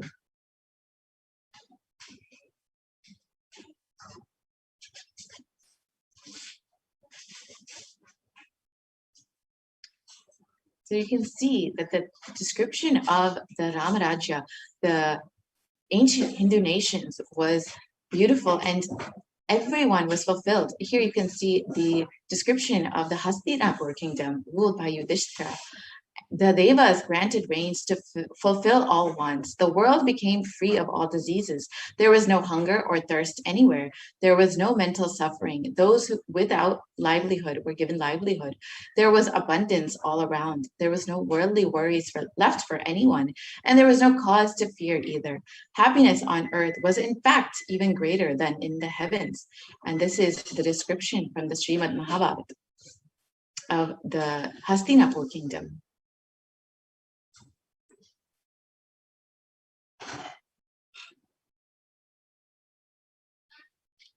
And the contribution of the Hindu nations was immense. The Hindu nations had and have so much to contribute to the world in every field, including enlightenment, health, medicine, art, science, technology, aviation, dance, and music, clothes and jewelry, social system, judicial system, political systems, and legal systems.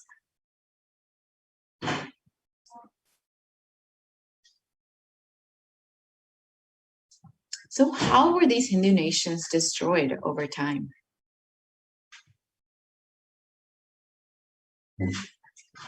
The phase one was the Islamic invasions from the 1800s to from 1800 AD to 1700 AD, which was the physical destruction of the Hindu civilization.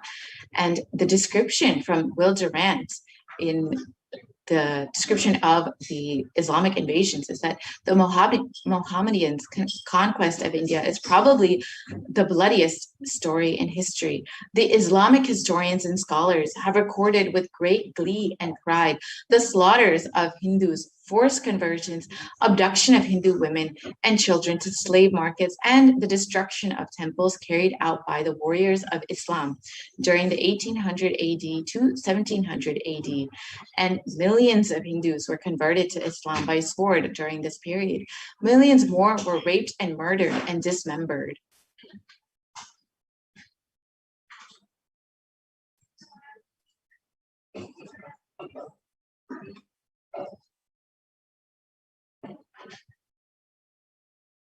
Hindus are like the mud. If silver is demanded from them, they must, with greatest humility, offer gold. If a Mohammedan desires to spit into a Hindu's mouth, the Hindu should open it wide for that purpose. God created the Hindus to be slaves of the Mohammedans. The Prophet hath ordained that if the Hindus do not accept Islam, they should be imprisoned, tortured, and finally put to death. And there keep the Hindus in abasement is especially a religious duty, because they are the most inveterate enemies of the Prophet. And this is the description of the law prescribed for Hindus during the Islamic rule. And here you can see the data of what happened during the Islamic invasions. Over 200 million Hindus were slaughtered by Muslim invaders, and over 100,000 temples were destroyed, and over 1 million deities and sculptures were destroyed during this period. And in the words of Kanhad De Prabhanda, the conquering armies burnt villages, devastated the land, plundered people's wealth, took Brahmins and children and women of all classes captive, flagged with thongs of rawhide, carried a moving prison with them, and converted the prisoners into obsequious Turks.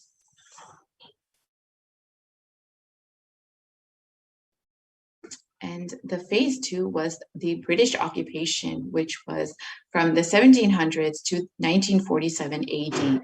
And this was the economic and psychological destruction of the Hindu civilization.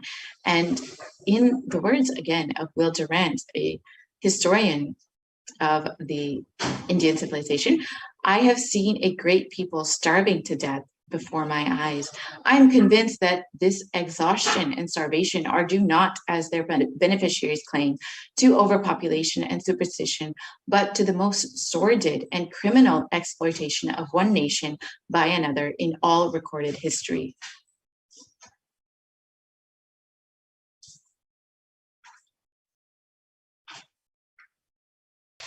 the British Empire used all possible means to destroy the Hindu civil and cultural institutions in order to delegitimize and demoralize the indigenous people of India so that they would become slaves to their own homeland. And this included discriminatory laws to instill feelings of racial inferiority, engineered famines to starve natives into submission, annexed Hindu kingdoms to undermine native rule, mistranslated Hindu scriptures to instill anti-Hindu narratives, destroyed indigenous Gurukul education system, destroyed local industries and forced importation of British goods, and banned Indians from owning or producing firearms.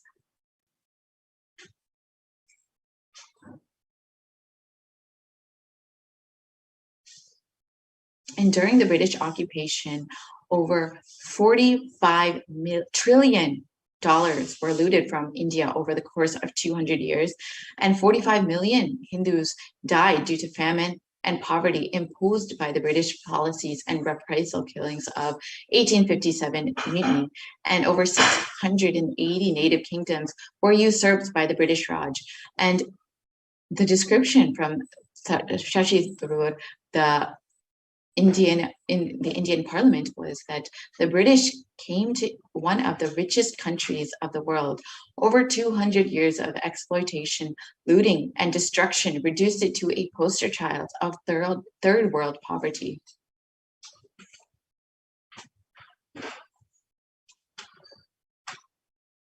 And the phase 3 was after independence from 1947 to present, which was when India became a secular country. And the description is this: brown faces with British attitudes and policies towards Hindus. And the description from Nehru, which was that what a disgusting savage people we are, politics, progress, socialism, communism, science, where are they before this black religious savagery? India can never be a Hindu republic.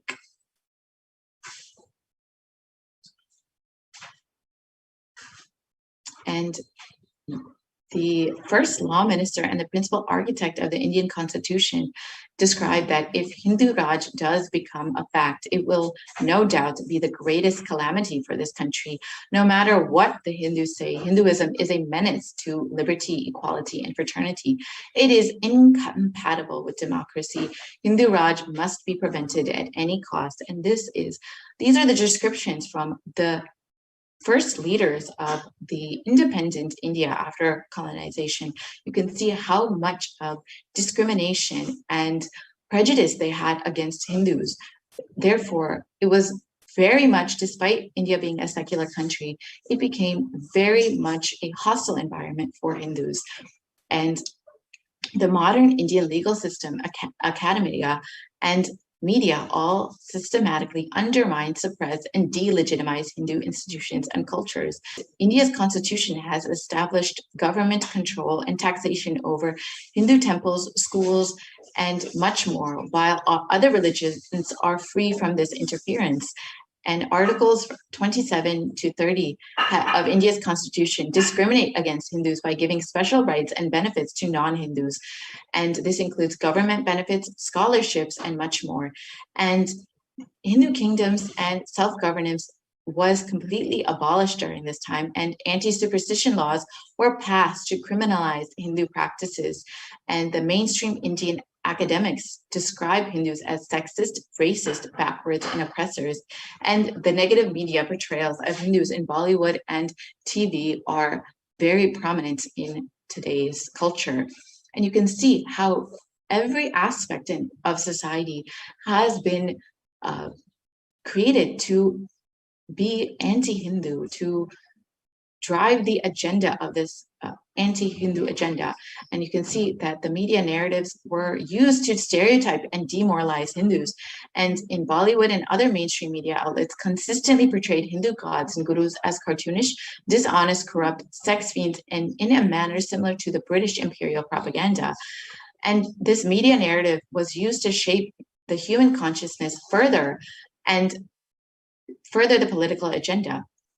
and racist British colonial stereotypes portrayed Hindus as superstitious, backwards, dishonest, corrupt, and were perpetrated by their British brown successors in modern India, completely unabated.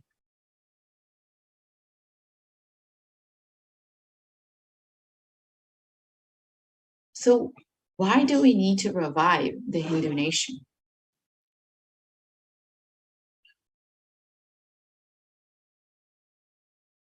Let us look at the vision for the Hindu civilization given by the Supreme Pontiff of Hinduism himself, Jagadguru Mahasannidhanam, His Divine Holiness Bhagavan Nithyananda Paramashivam.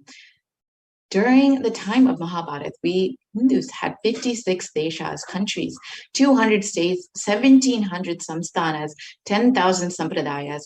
In all 56, we Hindus are persecuted. Now we have lost all of the 56. The last one to fall was Nepal. I am the collective voice of all the persecuted Hindus. I will revive and rebuild a Hindu nation built on the Vedagamic principles as a refuge for all practicing and aspiring Hindus, a safe haven for all the persecuted Hindus.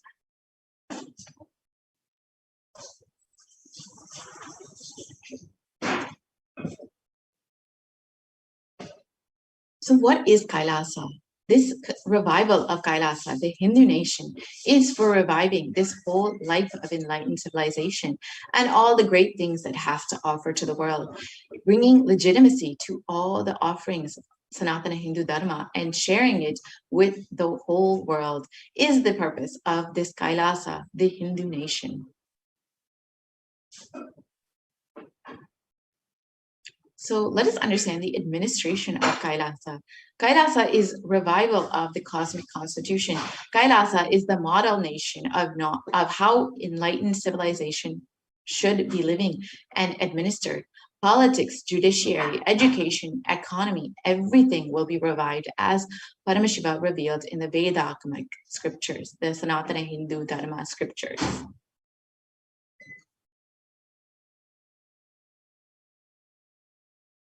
Being one of the most persecuted civilizations, Hinduism is on the brink of extinction, such that the next generation may know about Hinduism only through history books. What can we do to stand up for Hindu civilization and all that it has to offer to the world?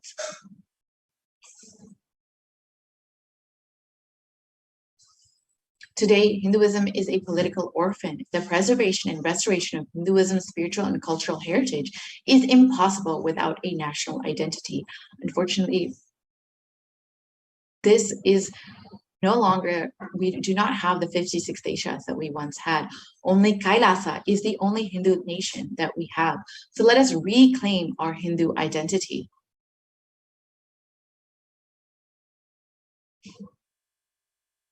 Hinduism is responsible for our successful life. If you are happy, healthy, wealthy, rich, successful, respectable, have a stable family life, have the best mental health, Hinduism is responsible. The Hindu identity is responsible. The Hindu scriptures are responsible. It is the Hindu scriptures which have given us the best mental setup, all the best things we Hindus have. The Hindu scriptures are responsible for our beautiful lives. Hindus are the richest and most successful ethnic group in the world. Hindu scriptures, Hindu lifestyle, our enlightened masters are responsible for this, Hindu thought currents that are responsible for this.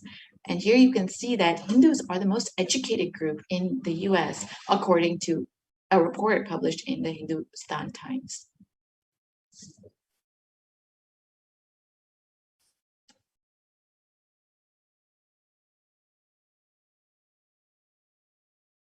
So let us reclaim our Hindu identity. It is not just anti-Hindu elements being active, but it is the responsible Hindus being inactive that is responsible for this whole destruction of Hinduism. Let us now take responsibility for Hinduism and let all the Hindus all over the world reclaim our Hindu identity.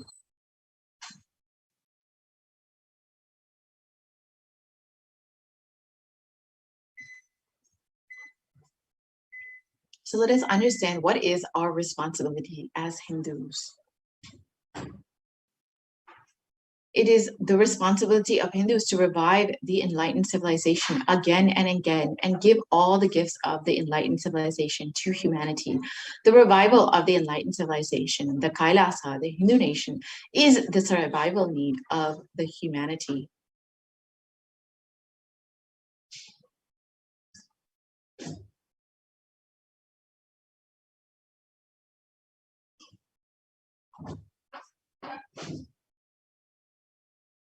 So now is an open invitation to all the Hindus, the born Hindus, the practicing Hindus, those who are sympathetic towards Hinduism, those who are curious towards Hinduism, who want to explore and enjoy Hinduism. Please come and be a part of the revival. You can sign up to be an e-citizen of Kailasa at kailasa.org and avail all of the benefits that Hinduism has to offer to the world. And let us now listen to the Supreme Pontiff of Hinduism's own words of why Kailasa is needed, why the only Hindu nation is needed for humanity.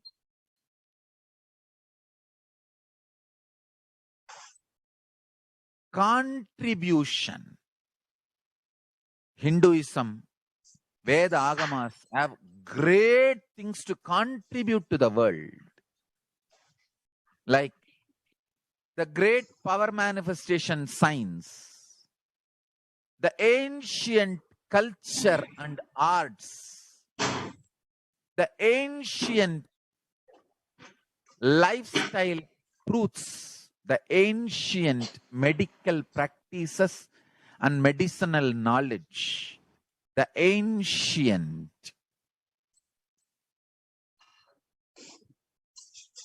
indigenous cultural heritage and jewelry, perfume, dance, music. In every level, Hinduism has so much to contribute. Veda Agamic traditions have so much to contribute. To share all this with the world, to contribute to the world.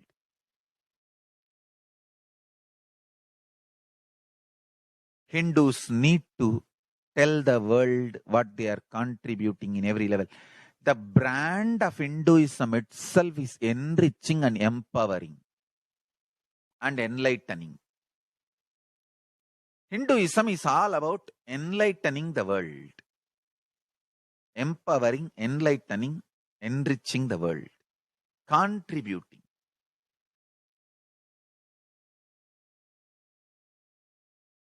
That is our spiritual life. That is our spiritual strength. That is our spiritual core principle.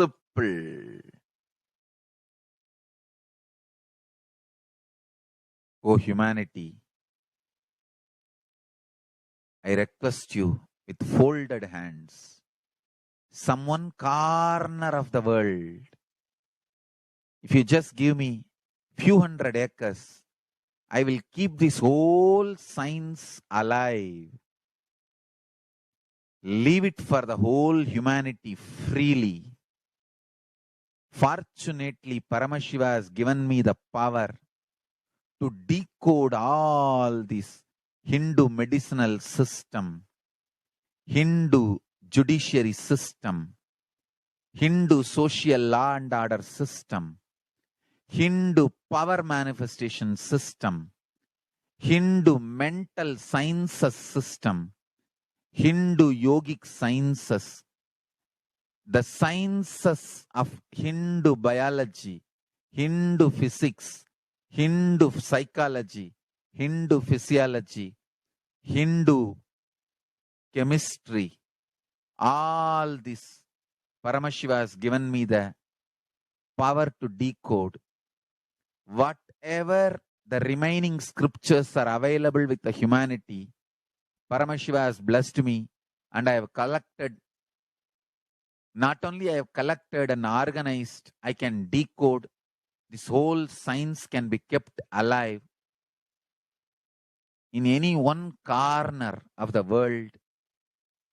Just few hundred acres are given for me to live peacefully and exist peacefully. I can store this whole thing alive and contribute it to humanity. Humanity can become better and better and better. I can make the planet Earth so much better place to live. I am here to contribute, and I will continue to contribute.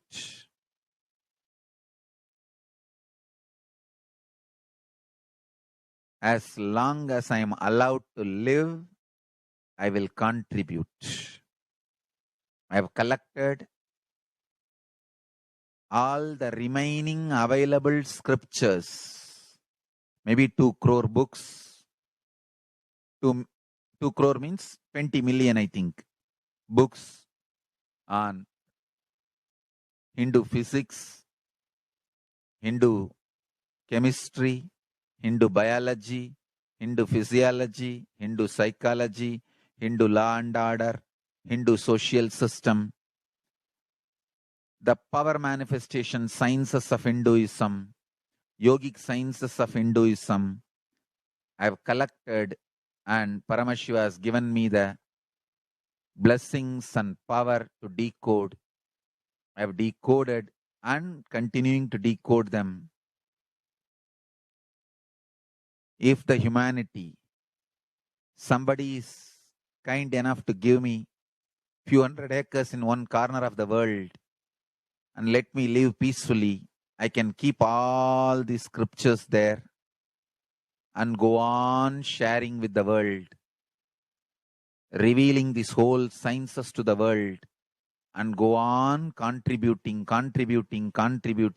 I don't need anything other than 1 cup of curd rice every day. That's all.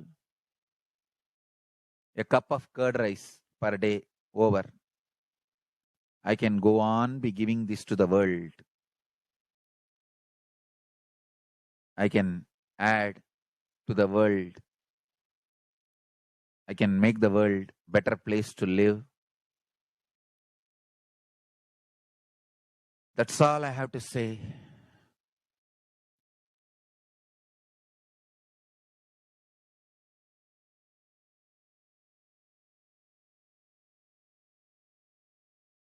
Thousands of medicines are described detail in ancient Siddha and Ayurvedic scriptures. Paramashiva has given me the power to decode them, read them, and properly translate and map them to the modern day human language. And I am ready to work 20 hours a day. I just need few hundred acres where I can sit peacefully and keep this library, run a Gurukul where thousands of people can learn this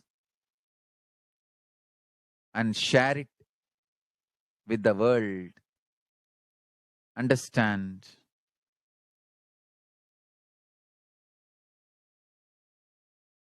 I am only interested in contributing.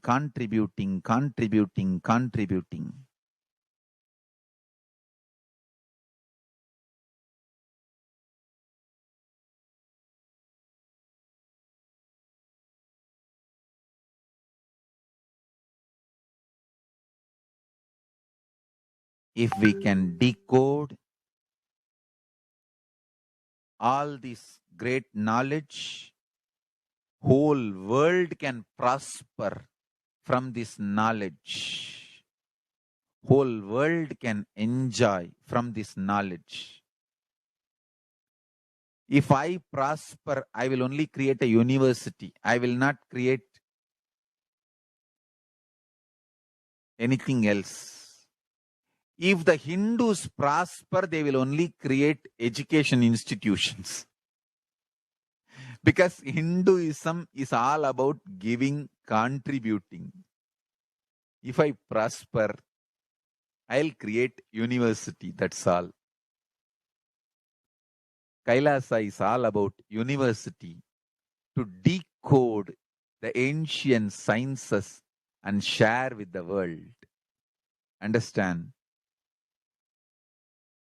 Every day I am sitting and going on decoding, writing notes on my books and writing details on my books.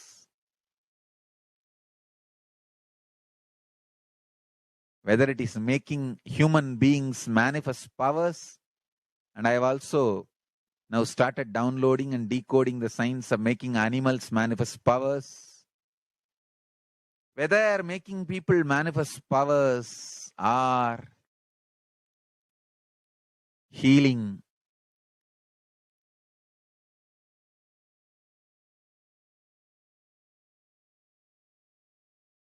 in every level, life is all about contribution, contribution, contribution.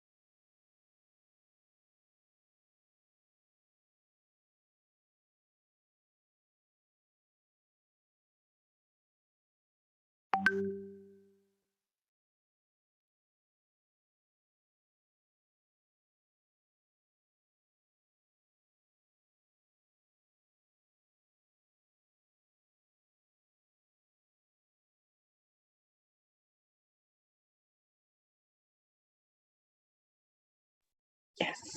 So now that we have understood from the Supreme Pontiff of Hinduism himself what is a need for our Hindu nation and why we need Kailasa, we will now be concluding this segment and be entering into the next segment where we will understand some of the offerings that we can make to Devi Parashakti and how we can connect with Devi Parashakti through these various offerings.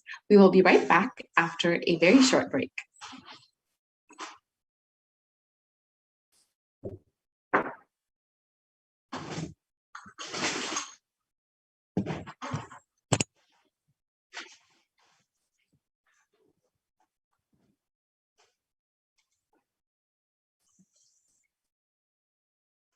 What I mean by the word e-Kailasa, listen intensely. Enlightenment ecosystem, literally enlightenment itself, in your own home, wherever you are. If you cannot come to Kailasa, it's okay. Kailasa can come to you. Kailasa coming to you is e-Kailasa.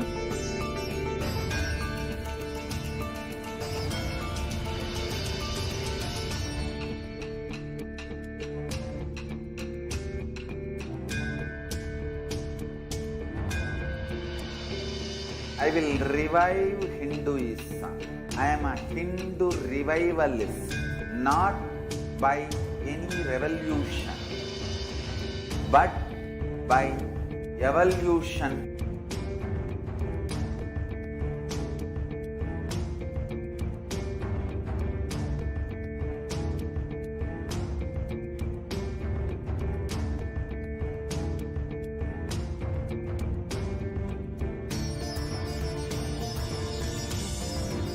And setting model communities.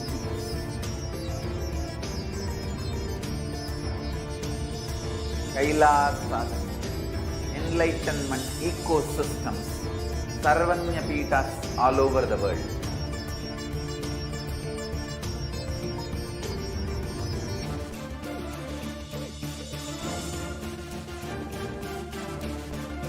All powerful cognition, knowledge, only when you live, power manifestation and possibilities manifestation happens.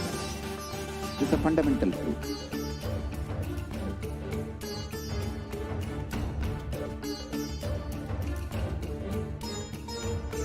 Hinduism cannot live exclusively as one sampradaya. No.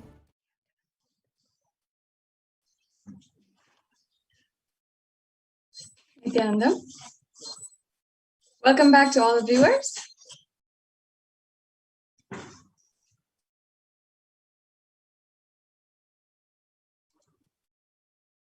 Now we'll be entering into the next segment of today's program, the offerings that each and every one of you can make that are made available from Kailasa, from the Nithyanandeshwara Paramashiva Devalaya, so that you can experience the ultimate oneness experience with Devi Parashakti.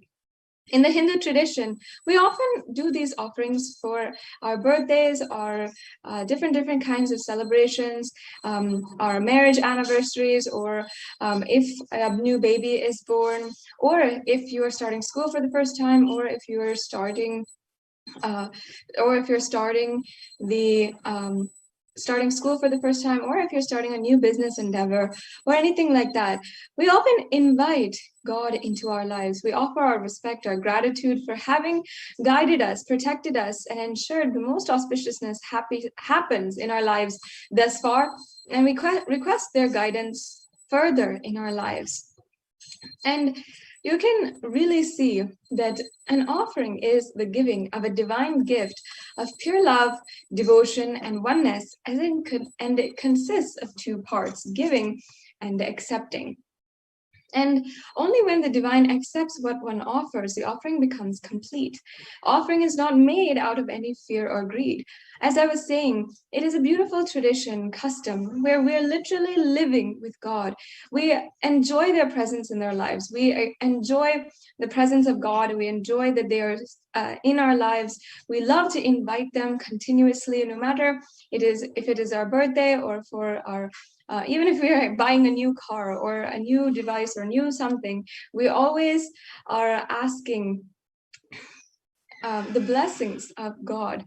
And we always request God to be in our lives. And that is beautifully what the Supreme Pontiff of Hinduism is revived as the science of living enlightenment, literally practicing the presence of God in our lives. And any offering that you make is a beautiful way that you can have and experience enlightenment. You can experience the ultimate experience of oneness.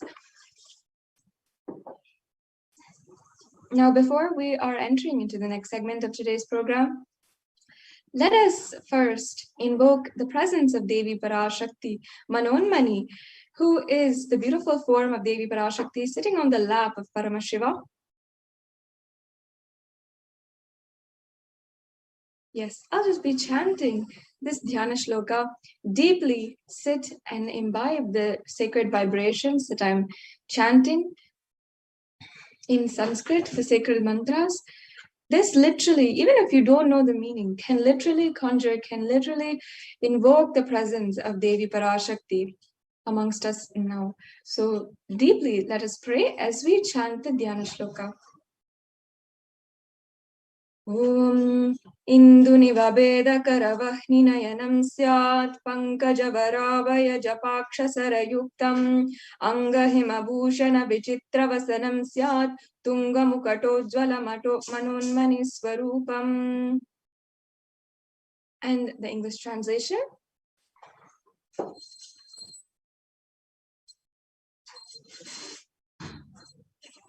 The English translation continues. Moonlight face holding the Vedas on hand, fire in hands, with lotus flower gracing and blessing, and one hand with the Japamala, beautifully decorated with jeweled ornaments and wonderful clothes and shining bright crown.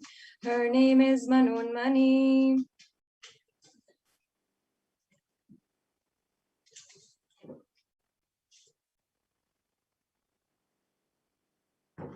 Yes, and the next Dhyana Shloka. Dhyaye devim trinetram shashini bhavadhanam vedahastam dadanam savye padmam varadama pare chabhayam chakshamalam divyeira varana vibhar vibhushita tanum brahmadi vipujitam devimeva manonmanim pratidinam kamatra dhatrim shubham.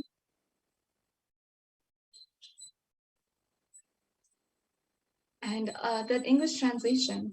I meditate on Devi with 3 eyes glowing like the moon and holding the Vedas, lotus and gracing with blessing and gracing hands. She is wearing beautiful ornaments and she is worshipped by Brahma and other many gods and showers auspicious boons for all actions every day.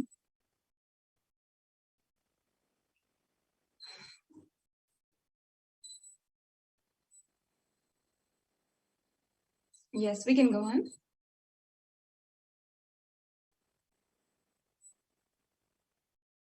So now, before we enter, having thus invoked the divine presence of Devi Parashakti right now with these chants, let us now understand, before we enter into the exquisite array of offerings that we have for each and every one of you to do today, we can enter into the segment by understanding the significance of the divine element gold. And many of these offerings, as you will see, are in gold. They are offerings of gold jewelry. And you will see that even many of these divine offerings have Western equivalents, if we can say. It's not, and Western society has taken these jewelries, these ornaments, and implemented them in that society. But the significance, the higher context, the spiritual and sacred powers are all actually not lost and not known to the world. That is what the Supreme Council of Hinduism is emphasizing in reviving, bringing back the sacredness of each and every one of these offerings. And we must understand the sacredness of each and every one so that we can understand really the true importance of these offerings to Devi Parashakti. And many of you know and can experience or can relate with, understanding the value of gold. We might understand it superficially in an economic way or as a very valuable and precious metal. And we often give it as a gift when we are on Mother's Day, Father's Day, or on birthdays or weddings. We often give gold as a gift, and we know that it places value on a relationship. But what kind of value? How does it really give that value? It's not just economic. It's not just currency value that gold has. It actually has a sacred and divine property. And in fact, in the Atharva Veda, one of the scriptures of Sanatana Hindu Dharma, one of the oldest scriptures, a part of the Chatur Veda, there is a verse where it describes the virtues of gold. And I'll just be reading out here the English translation. As you can see, the Atharva Veda, chapter 5, line 28. And it says, triply born by birth is this gold. From the atoms of Agni is one. It becomes dearest to Agni. One fell away from the Soma when it was heard. One they call the seed of virtuous and powerful Apaha, watery molecules. Let that triple gold be for your long life. And once again, here it says, the seed of virtuous and powerful Apaha and the triple gold be for your long life, meaning that it was already then associated with higher powers and virtuousness as well as immortality. And as we were saying, beyond what we usually see or what we usually understand for gold, gold is a divine element. It purifies anything that it touches. It is an element of spiritual significance and great spiritual power of healing and enlightening. And the vibration of gold has the power to infuse sattva energy and positive thought currents in anyone who wears it or even anyone who operates in its vicinity. So this, as you can see, is a very significant part of gold. And thus, gold is present in all of the scriptures, the Vedas, Shrutis, Smritis, and Itihasas, in all of the Hindu Puranas, the Hindu scriptures. It is abundantly displayed that gold is the most auspicious and purest metal which purifies our being. In the Hindu civilization, everything was built in gold, exchanged in gold, and ritual feasts were offered in gold bricks. When one was to be saved from life-threatening illnesses, gold was to be offered as a ritual fee. And gold was in abundance and used for weighing equivalent amounts of commodities, including cows. Kingdoms were built in huge doors of gold, and the streets would have huge columns and huge archways of gold. And even the elephants, horses, cows, all the different animals, all the sentient beings who lived in coexistence in the society were all dressed and adorned in gold and literally worshipped as God. So as you can see, gold has so much of significance in the Hindu civilization, and it thrived on the banks of rivers of gold. In fact, the Indus River was called the Hiranyamaya, the river of gold, in the Rig Veda, and the river Saraswati was called the Hiranyavartani in the Atharva Veda. And thus, gold is a supreme element for offering gifts to ones you love and revere. So, and temples are constructed and paved in gold, deities are made in gold and decked and adorned in gold. And because it preserves the enlightenment energy forever, for literally thousands and thousands of years. So now we have established the significance of the element gold, we can enter into the array of offerings that we have today. And you'll see that we have so many different options from if you want to offer any amount, or if you want to offer a more substantial amount and offer your gratitude at the feet of Devi Parashakti, and with a more elaborate and powerful ritual as well. So here is the offering of the E-Hundi. The E-Hundi offering is an offering of a general donation of any amount. And all of us Hindus know that when we go to the temple, it's a part of the tradition where we'll just offer a few coins or how much ever we want on that day and offer our gratitude at the feet of Devi Parashakti or our Ishta Devata. So this is a feature now available wherever you are through this E-Hundi offering. So you can offer, and you can offer how much ever you want immediately today as well. And you can offer through the registration forms with a credit card or debit card, or you can offer through credit card, debit card, or PayPal through the YouTube Super Chat. And we will be going over how you can offer that later. But let us now chant the verses where it refers to Devi Parashakti as the one who removes all fears. Sorry, we can go back to the previous slide.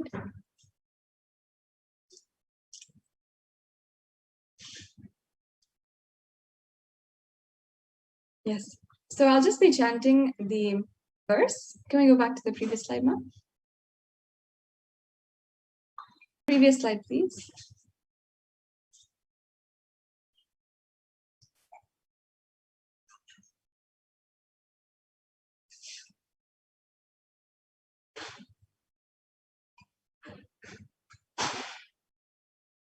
And the slide before that.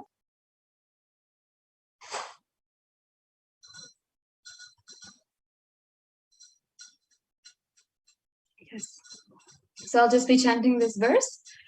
Bhakti Priya Bhakti Ghamya Bhakti Vashya Bhayapaha Shambhavi Sharadaradhya Sharvani Sharmadayini. Devi is fond of true devotion and is realized through true devotion. She can be won over through true devotion, and she removes all fear. Yes. So as you can see, if you have any fear in your life, you can be sure to offer your fears. You can offer everything, and Devi is going to remove that just through this very simple offering today. So you can just drop all your fears, surrender at the feet of Devi Parashakti, and you'll be able to surrender ultimately and experience oneness with Devi Parashakti. In fact, it is stated that Devi likes to be worshipped in autumn.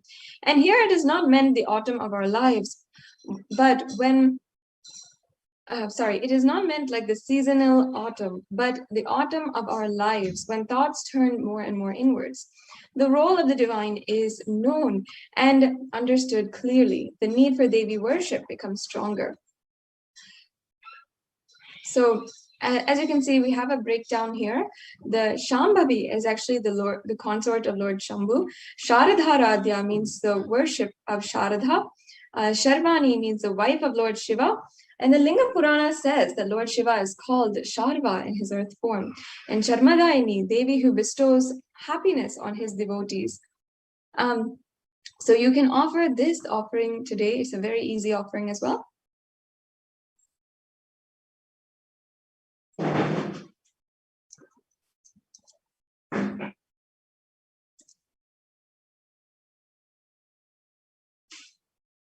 Yes.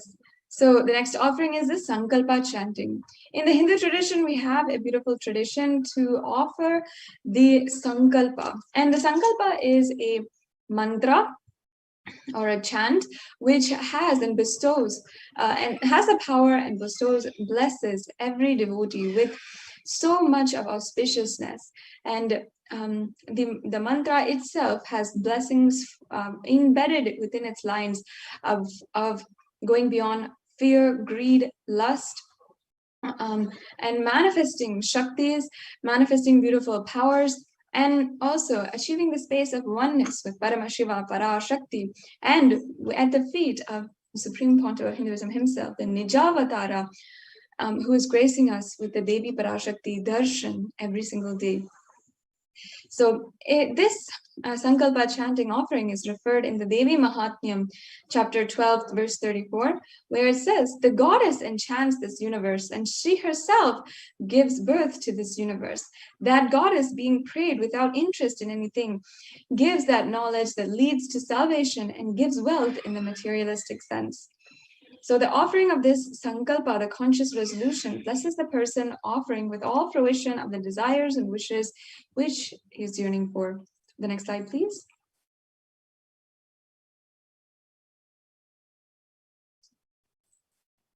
The next offering is the Swarna Kasu, the Sahasranama Swarna Kasu.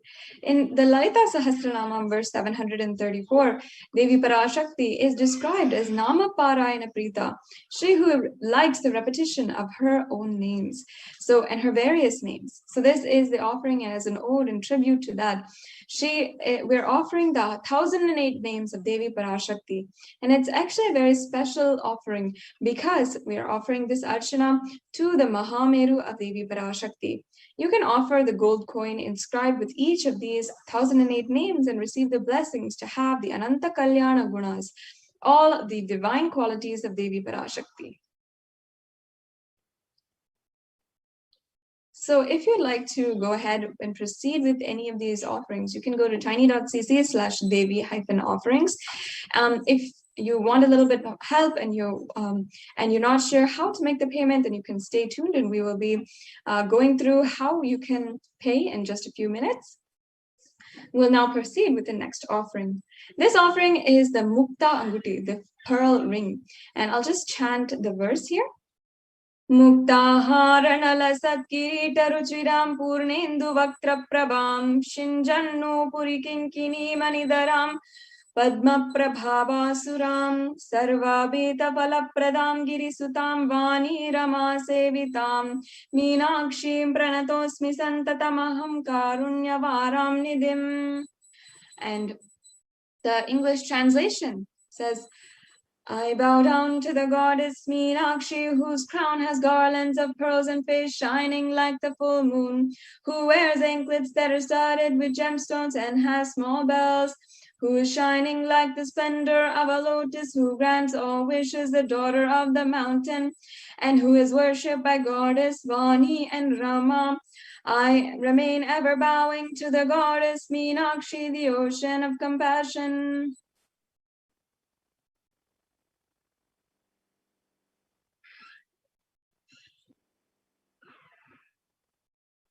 Yes, and you can offer this pearl ring to receive the blessings to be showered by the compassion and pure love in all of your business endeavors. Devi Meenakshi is the one who literally manifested Kailasa on planet Earth and ruled the whole 56 deshas as one civilization under one rule. So From her itself, the sovereign queen, the divine sovereign queen, you can receive the blessings to fulfill your highest ambition. The next slide, please.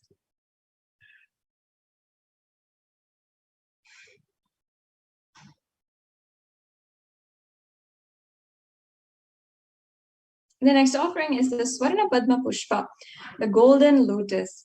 And in fact, in the Kamika Agama, the golden lotus has a reference, and it says here that all the kalasas should be wound around with suitable thread and covered with new cloth. They should be adorned with a lotus flower made of gold.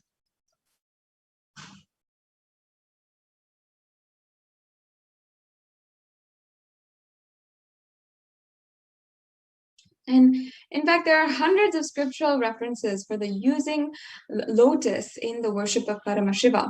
And not just the worship, but also in the arts and architecture, everything has something to do with the lotus.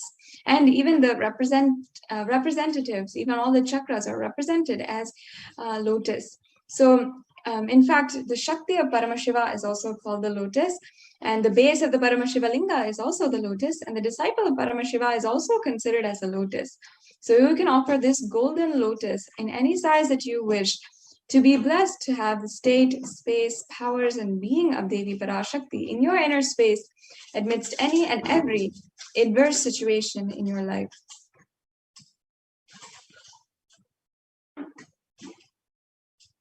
Yes, and the next offering is the Swarnameti, the golden toe ring. The toe ring is actually a very sacred, a very ancient Hindu custom, which is adorned on the feet of married women upon their marriage. And upon their marriage, they are literally given this toe ring with a ritualistic ceremony. And in that way, they are worshipped as Devi Parashakti. And in that ceremony, they are literally invoked as Devi Parashakti.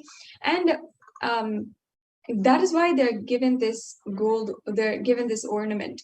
So I'll just be chanting that very verse that references Devi Parashakti as the one who liberates all karmas just from her feet. So we'll say Nakhadiditi samchana namajjana tamod guna Padadvaya prabhajala parakruta saroruham. You whose brightness from toenails destroys the darkness of ignorance from the minds of your devotees who prostrate at your feet. You whose brightness from your 2 feet overpowers that of the lotus flower. The next slide, please. The next offering is, So yes, you can offer the toe ring to Devi Parashakti, adorning her sacred feet to be in constant gratitude for receiving her blessings, even in the most difficult aspects of life.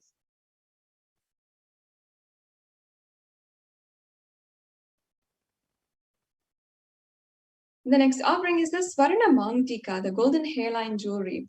And this is another offering which is a traditional piece of jewelry. And in fact, this Mangtika goes from the crown of the head to the forehead, and sometimes it spans the entire head as well.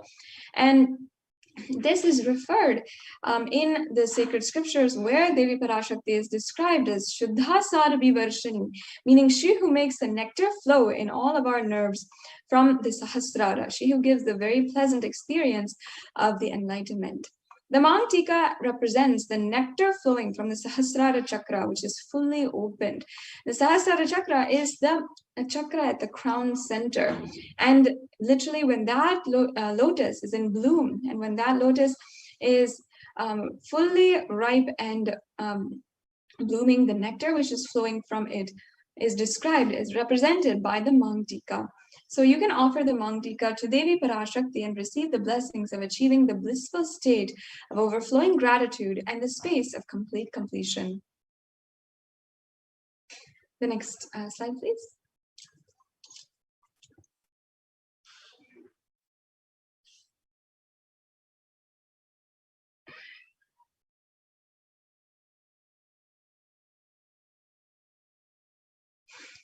The next offering is the Pratyaksha Pada Puja.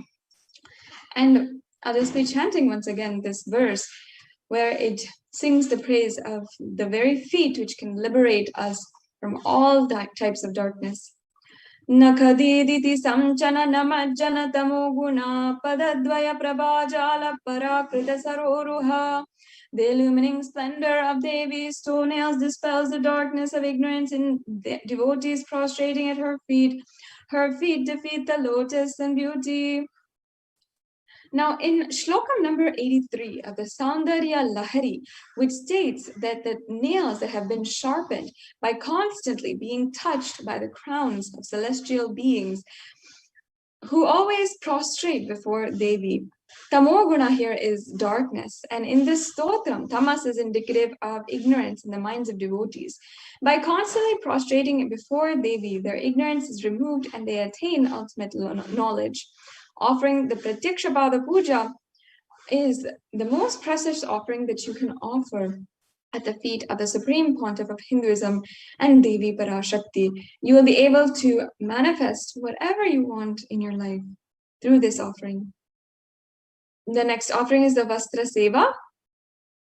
Again, this offering is at the feet of the Supreme Pontiff of Hinduism, which offers you any kind of protection that you want and gives you the assurance of the protection of the divine. The next slide, please. So this brings us to a conclusion of all the different offerings that we have today. You can see we have a summary table here in the next slide. The E-Hundi offering, the Sankalpa chanting, the Devi Sahasranama Kasu, the Swarna Padma Pushpa, the Swarna Mitti, and the Swarna Mantika, the golden hairline jewelry, the Pratyakshapada Puja, and the Vastra Seva.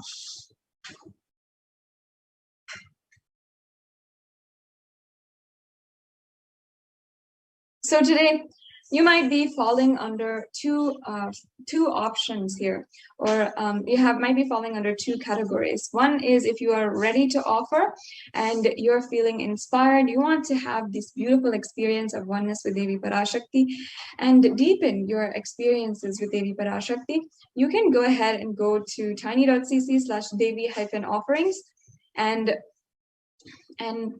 you can offer these offerings.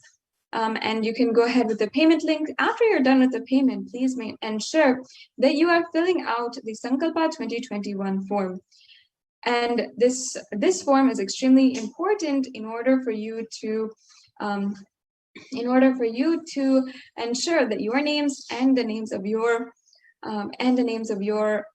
people, your family members, and those who you're offering the puja on behalf of are also are chanted during the puja. And you also might be falling in the category of that you might be interested in this offering, but you need help in manifesting, or you need more details. So you can also fill out the registration form, the intention form at tiny.cc/Bhava Samadhi. Now I request if we can actually show these links, we can go to these links.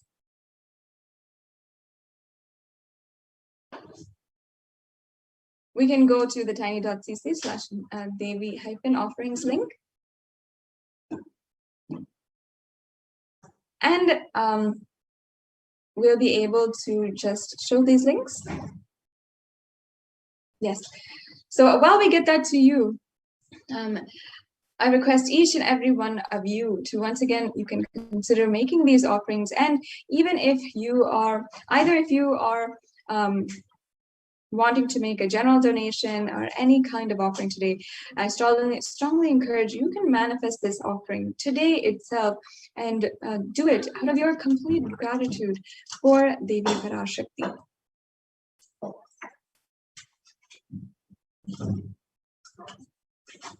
So we'll just be getting those links right to you. And we'll be able to show all the links, how to make the payment. It's a very easy process. You'll just need to go to the link provided. You can select in the drop-down menu the payment that the offering that you'd like to make, then proceed to checkout. Then you can add that to your cart, then to proceed to the checkout once you are reviewed all the items in your cart. Then fill out your payment details, and that's it. That's a very simple process that we have. And there's also another option where you can also donate through the YouTube Super Chat. YouTube Super Chat is another feature where if you are a member of the our YouTube channel, Kailasa's HDH Nithyananda YouTube channel, you can become a member, and then you can click the $sign in the right-hand side below the chat and make a donation through the Super Chat option or the Super Sticker option. So this brings us to a conclusion of today's segment, in today's program. We'll now be entering into the next segments, where we'll understand from the representatives and administrators of the Adi Kailasa Nithyananda Peetham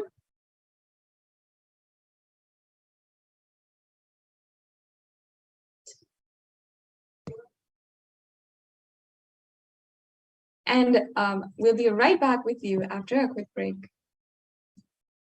What I mean by the word e-Kailasa, listen intensely. Enlightenment ecosystem, literally enlightenment itself, in your own home, wherever you are. If you cannot come to Kailasa, it's okay. Kailasa can come to you. Kailasa coming to you is e-Kailasa.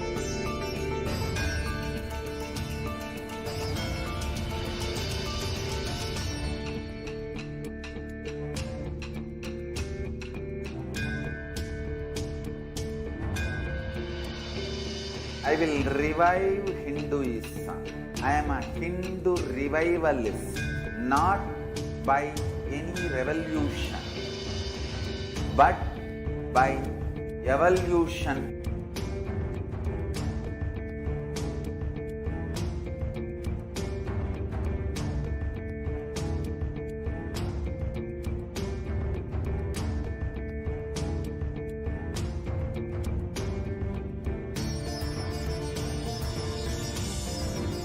And setting model communities.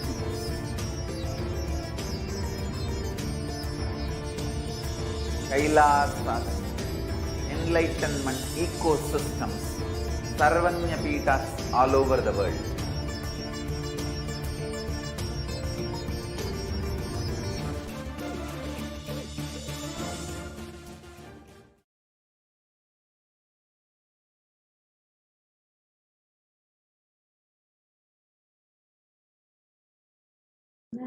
Nithyananda, with the Supreme Pontiff of Hinduism, Jagat Guru Mahasannidhanam, His Divine Holiness Bhagwan Nithyananda Paramashivam blessings. Let's start our next segment. Welcome back.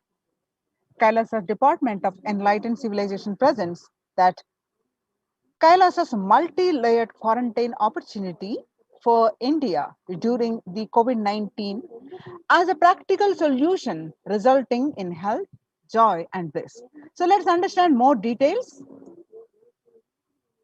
So now let's watch what Devi Parashakti revealed, that Krimi Bhojanam. Devi revealed clearly about this pandemic, how it is going to affect the world. நீ சொல்லும் நபர்கள் போடும் சண்டை சச்சரவெல்லாம் எரியும் பெருநெருப்பில் இருக்கும் இரண்டு எலிகள் போடும் சண்டை போன்றது. யார் சரி யார் தவறென்பது இப்பொழுது முக்கியம் அல்ல. உயிர் காத்துக் கொள்ளுங்கள், எல்லோரும் நன்றாய் புரிந்து கொள்ளுங்கள். நன்மையைச் சொல்லுகின்றேன், உண்மையைச் சொல்லுகின்றேன். இந்திய நாட்டில் இருக்கும் மக்கள் எல்லோரும் கேளுங்கள்.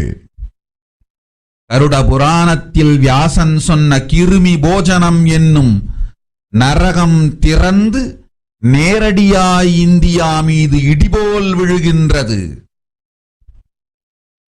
ஆதி கைலாசத்திற்கு ஓடிச் சென்று வருமுன் காத்துக் கொள்வது மட்டுமே ஒரே வழி. கொரோனா பெருந்தொற்று கொள்ளை நோய் கிருமி போஜனம் எனும் நரகத்தை பூமிக்கு கொண்டு வந்து விட்டது. அகோர தாண்டவத்தின் ஆட்டம் யாராலும் அடக்க முடியாத அளவிற்கு ஆரம்பித்து விட்டது.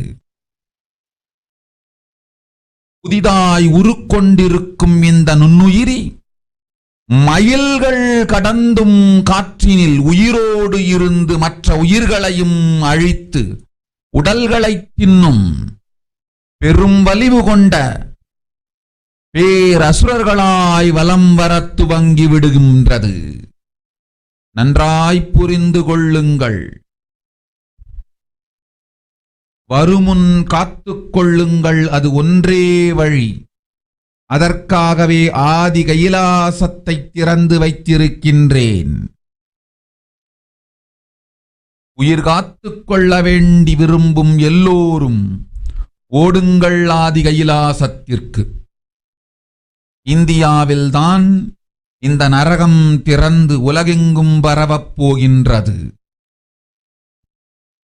கிருமி போஜன நரகம் பூமிக்கு வந்துவிட்டது. மனிதர்கள் செய்த மகா கொடுமைகளினால்.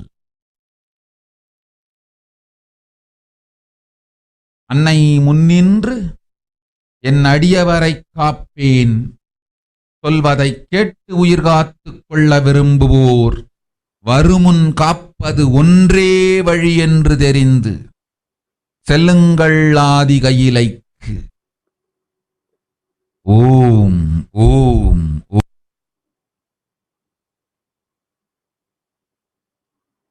The translation of this revelation on 31st May 2021, Devi revealed that everyone in India, all of you listen.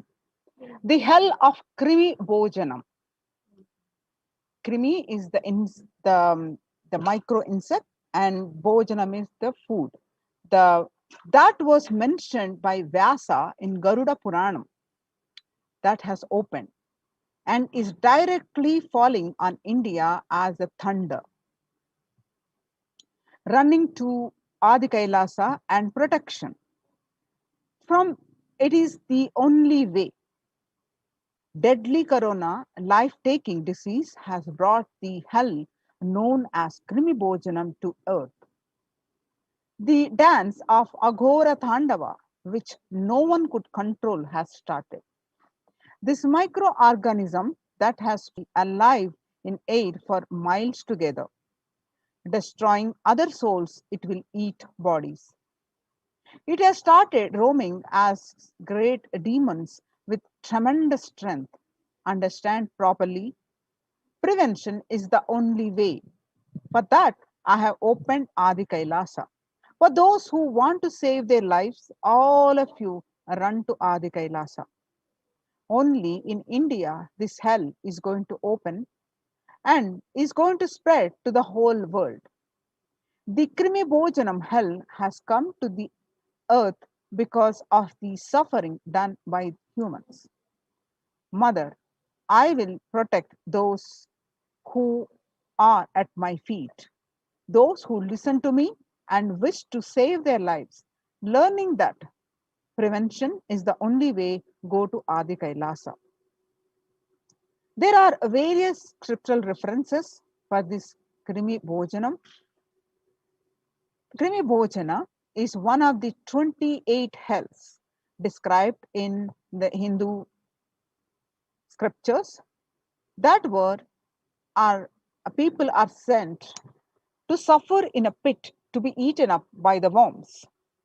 In Garuda Purana, one of the chapter, Cosmogony of Hell and the Nether Regions. In Devi Bhagavata Purana, chapter 21 on the narrative of hells. And in chapter 22 on the narrative of the sins leading to hells. In Shiva Purana, chapter 16, uplift from the hell, which is section 5. And in Skanda Purana, chapter 12, redemption from hells. In chapter 2, the merit of visiting Setu. chapter 30, the glory of Dhanushkoti. In the Brahmanda Purana, chapter 20, the hells in nether regions, and chapter 106, sufferings in hell. In Padma Purana, chapter 48, section on the nether world. So these are the various references on the Krimi Bhojanam. So having said that, now see what the situation across the world on this pandemic race. You can see the statistics across the world due to this pandemic. Total deaths so far is 3 million and total confirmed cases are close to 140 million. And latest daily figures are 12,744 to, that is 56 days constant trend, and latest daily figures of deaths are 12,744 deaths on a day-to-day basis, and latest daily figures of the cases, confirmed cases, on 837,000.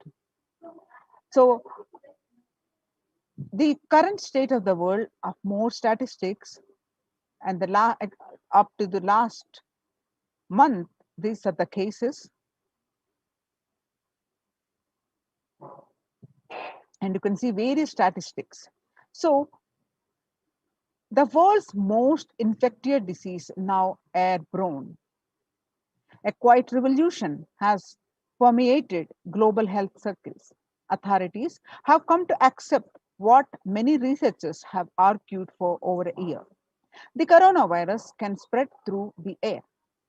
That new acceptance by the World Health Organization and the US Centers for Disease Control and Prevention comes with concrete implications. Scientists are calling for ventilation systems to be overhauled, like public water supplies were in the 1800s after fetid pipes were found to harbor cholera. The cleaner indoor air won't just fight the pandemic. It will minimize the risk of catching flu and other respiratory infections that cost the US more than 50 billion a year. Researchers said in a study in the Journal Science on Friday, avoiding these germs and their associated sickness and the productivity losses would therefore offset the cost of upgrading ventilation and filtration in buildings. The world's most infected disease, now airborne, and the published by Mint. And he was right. The virus, which is SARS-CoV-2 virus, can travel on very small particles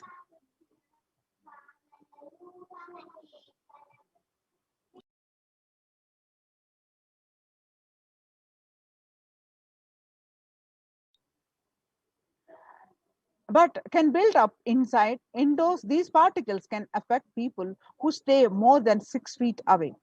And the hedgehogs of mass Americans have adopted may provide some COVID protection, but they do not render an unsafe situation safe. Through scientists have been discussing airborne transmission for months. It was only last week that the WHO, the World Health Organization, and CDE made this official. With the vaccine rollout still in its early days across the world, those officials should follow this belated admission with guidance that unvaccinated people can use to minimize their risk.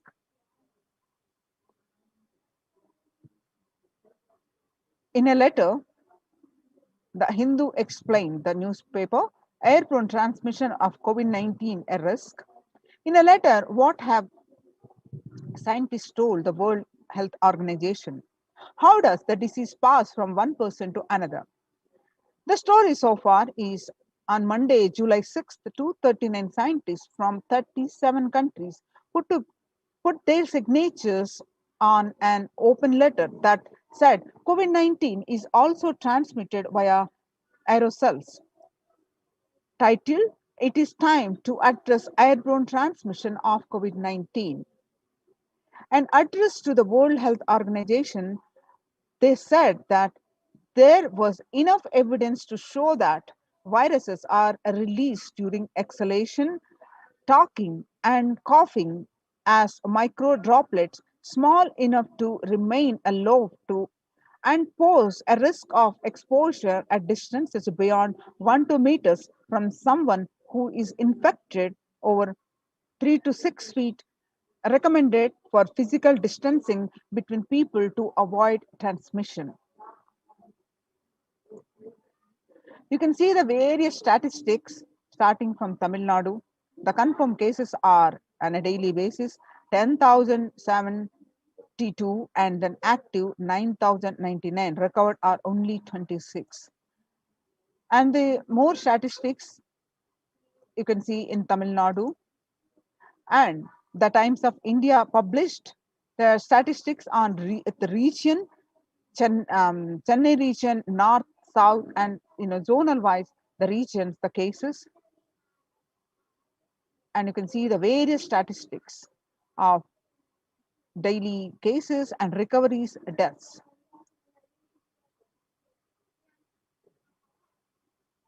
And in Maharashtra, the cases, confirmed cases are in lakhs, active are also in lakhs, and you can see the various statistics as of today. Current state of statistics in Maharashtra, Mumbai, and case summary in Mumbai, what it was in June 2nd, 3 lakh cases per day to 7 lakh cases, active cases per day.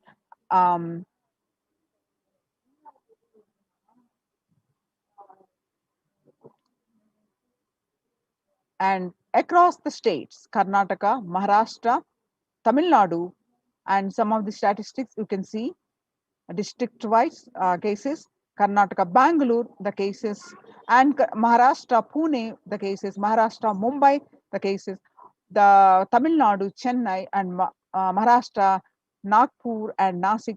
You can see the various statistics, deaths. The home quarantine is not possible in India, a statement made by the Indian government. The home quarantine is the prime reason for large number of deaths in Assam. The Himanta Biswa Sharma said, Assam Chief Minister Himanta Biswa Sharma said that the home quarantine is one prime reason for the large number of deaths during the second wave of COVID-19 in Assam. The Assam on Monday witnessed 92 deaths, which were the highest single day deaths in the state. Sharma said that we have seen more death cases are happening from home isolation as several people do not keep oximeters and some do not read the counts in the meter properly.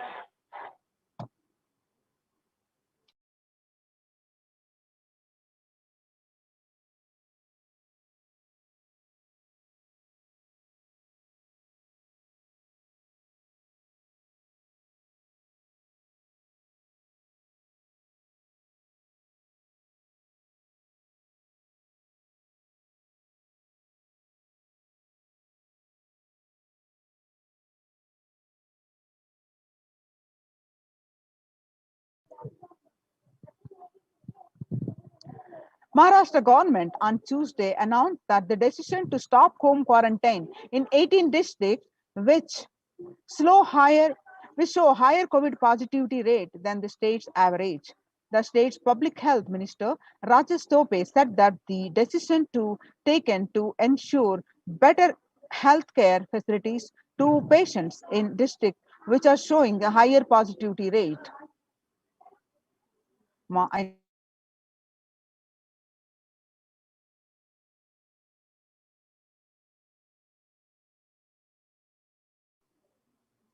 About 41% of the homes have just a single room, which is shared by about 5 persons. About 41% of the households in India have just one room or don't have an exclusive living room, and about 5 people share such accommodations. About 32% of households have 2 rooms, and adding to the O's is the fact that only 47% households have access to the water within the premises and 42% don't have a bathing facility within the premises. So that is the reason why on home quarantine is impossible for the majority of the Indians. The self-isolation for COVID-19 is impossible for 40% of the Indian families. In order to utilize India's healthcare infrastructure optimally to manage the expanding fallout of coronavirus, the central government on 27th April signaled a change in approach from mandating that every person who tests positive for the virus be moved to isolation beds in dedicated hospitals or units. The government allowed home quarantine for those with mild symptoms. The key additional condition was that their house should allow for self-quarantine. That in India is easier said than done. According to the census 2011, about 42% Indian households were living in houses where an average 3 or more people were sharing a room. In the context of coronavirus, this challenge of physical distancing is greater in rural areas, that is 45% of the households, than in urban areas, 35% of the households. Only one state, Kerala, is looking relatively dignified on this metric. And all districts reporting at least 250 cases have anywhere between 34% to 54% households averaging 3 or more to a room.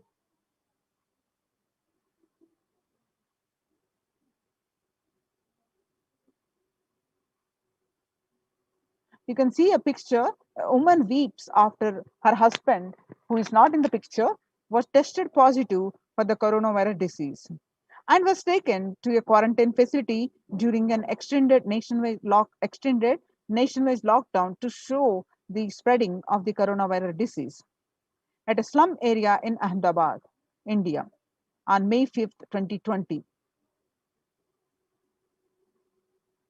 2 of the every 5 Indian households live in houses where the average 3 to a room, and the stress of this physical proximity is more in rural areas.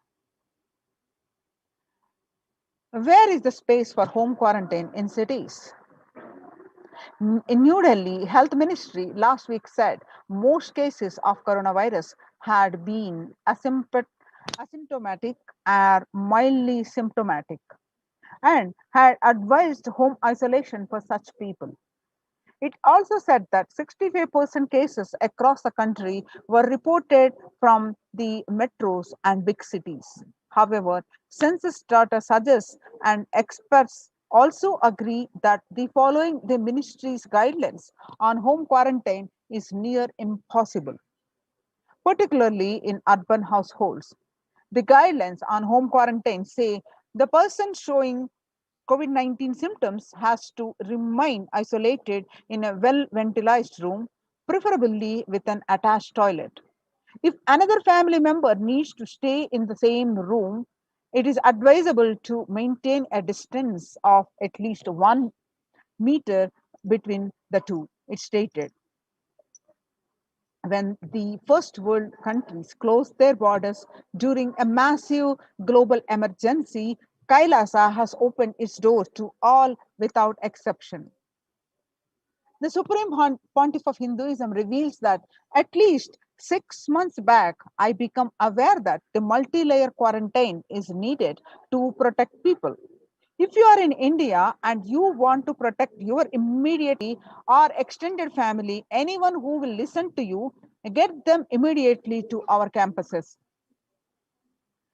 Our campuses, many are India, Adi Kailasa in Bidadi, Bangalore, Salem Adinam, Tamil Nadu, Tiruvannamalai Adinam in Tamil Nadu, Rajapalam Adinam in Tamil Nadu, Puduvai Adinam in Tamil Nadu, Pattanam Adinam in Tamil Nadu, Srirangapadi Adinam in Tamil Nadu, Sripuram Adinam in Hyderabad, Madurai Adinam in Tamil Nadu, Avattipalam Erode, Tamil Nadu, Husur Adinam in Tamil Nadu, Baroda Adinam in Gujarat. Kailasa rushes to help as India finds itself on the verge of COVID-19 third wave. Multiple free COVID care centers opened across India. Various social services offered during the pandemic in Nithyananda ashrams across India. The spiritual services offered during the pandemic in Nithyananda ashrams across India, the cosmic revelations on the global pandemic. The free social services offered during the pandemic in Nithyananda ashrams across India, which includes medical care, which consists of allopathy, Ayurvedic, and Siddha medicine, and a free the fire safety equipment maintenance, infrastructure to accommodate thousands, the accommodation for multi-layered quarantine, emergency ambulances, ICU on wheels, personal protective medical equipment, and groceries collected for Annadan and organic farming. Join now in one of the COVID care protection centers. Register now through the link below, https://kailasa.org/Kailasa care. Now let us see some of the glimpses from Kailasa's the Department of Health on COVID protection for Adi Kailasa Sarvajna Peetham. Immunity boosters and COVID care. The supplements procurement on allopathic immune boosters are zinconia, vitamin D, and vitamin C. And the immunity boosters and COVID care medicine. The immunity boosters are being provided to protect all the residents of Adi Kailasa Sarvajna Peetham. The immunity boosters and COVID care streaming once a day with tulsi, eucalyptus, nochi, and turmeric leaves. All these herbal leaves are taken from the healing trees here in Adi Kailasa. Twice a week, consumption of Kabasura Kundinir, a mixture of pepper, ginger, and clove, and other ingredients extensively aimed for boosting the lungs, improving the respiratory system, and treating infections conditions such as cough, cold, and fever.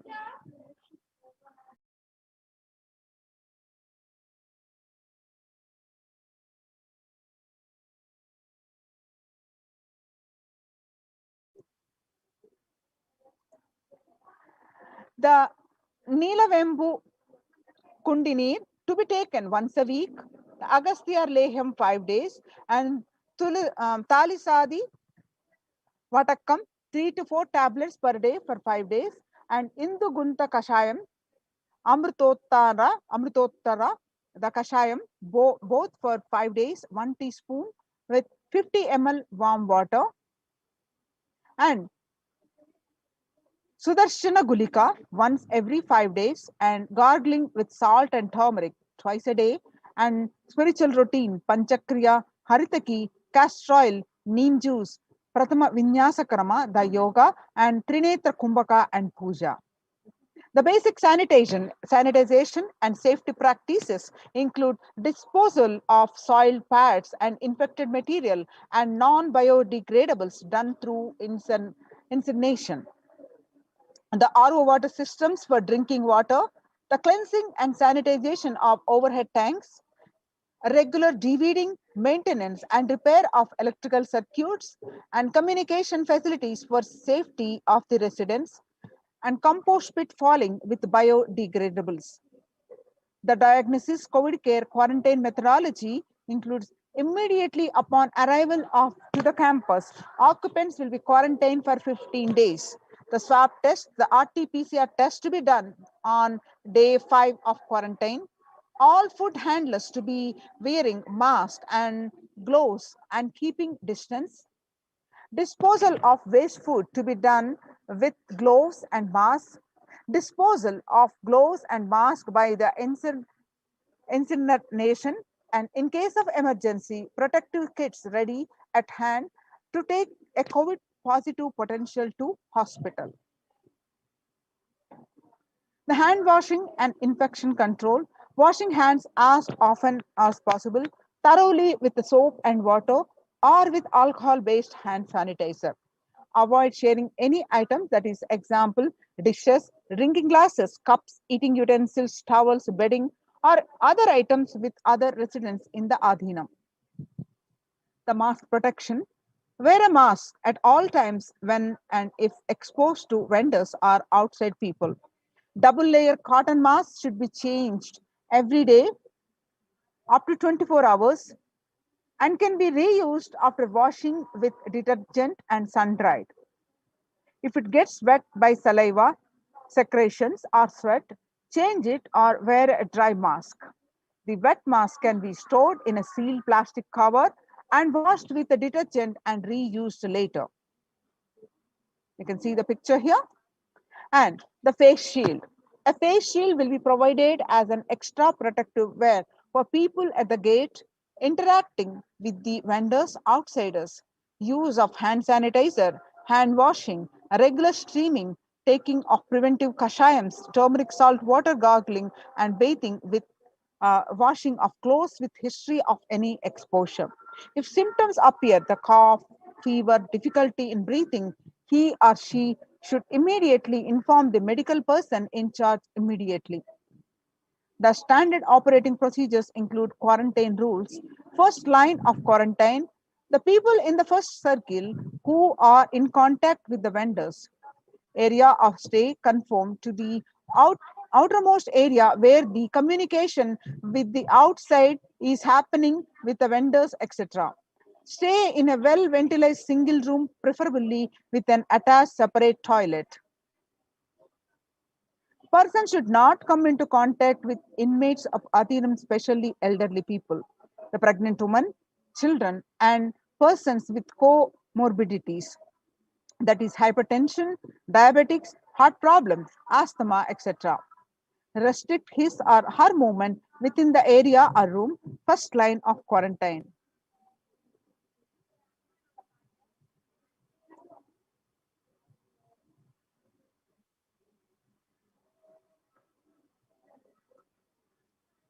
The standard operating procedures are delivery of packages.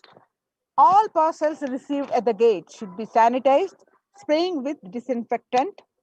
All deliveries will be contactless delivery. Wearing of face coverings and hand gloves are mandatory if contactless delivery is not an option, or request the delivery to be left in a protected and isolated place. The outer packaging of the item or product will be disposed before it enters the Adhinam. Packages will be quarantined before being delivered. All the delivery bags, boxes, containers will be thrown away after transferring the items to their respective places. All surfaces of the package will be cleaned with a simple disinfectant and left to dry. All hands which are handling the packaging will be thoroughly washed with soap and water or antibacterial solution frequently. All mail and packaged products which are non-perishable will be left outside for 24 hours before using them.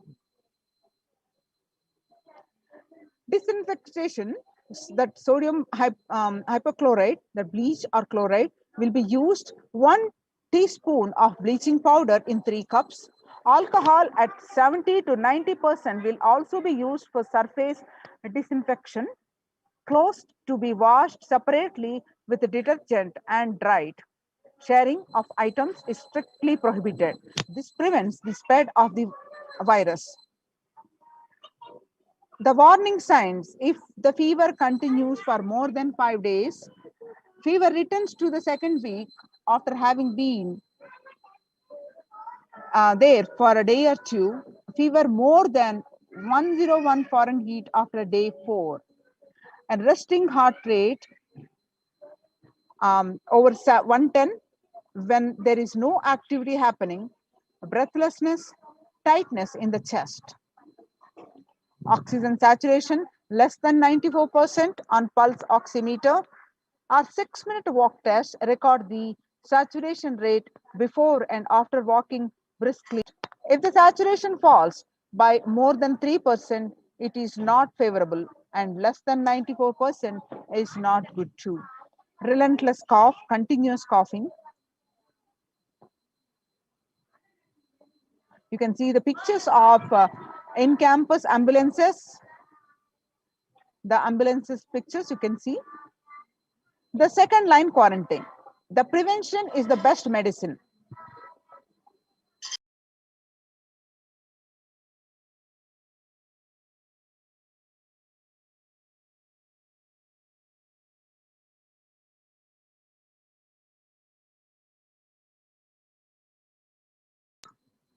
Prevention is the best medicine.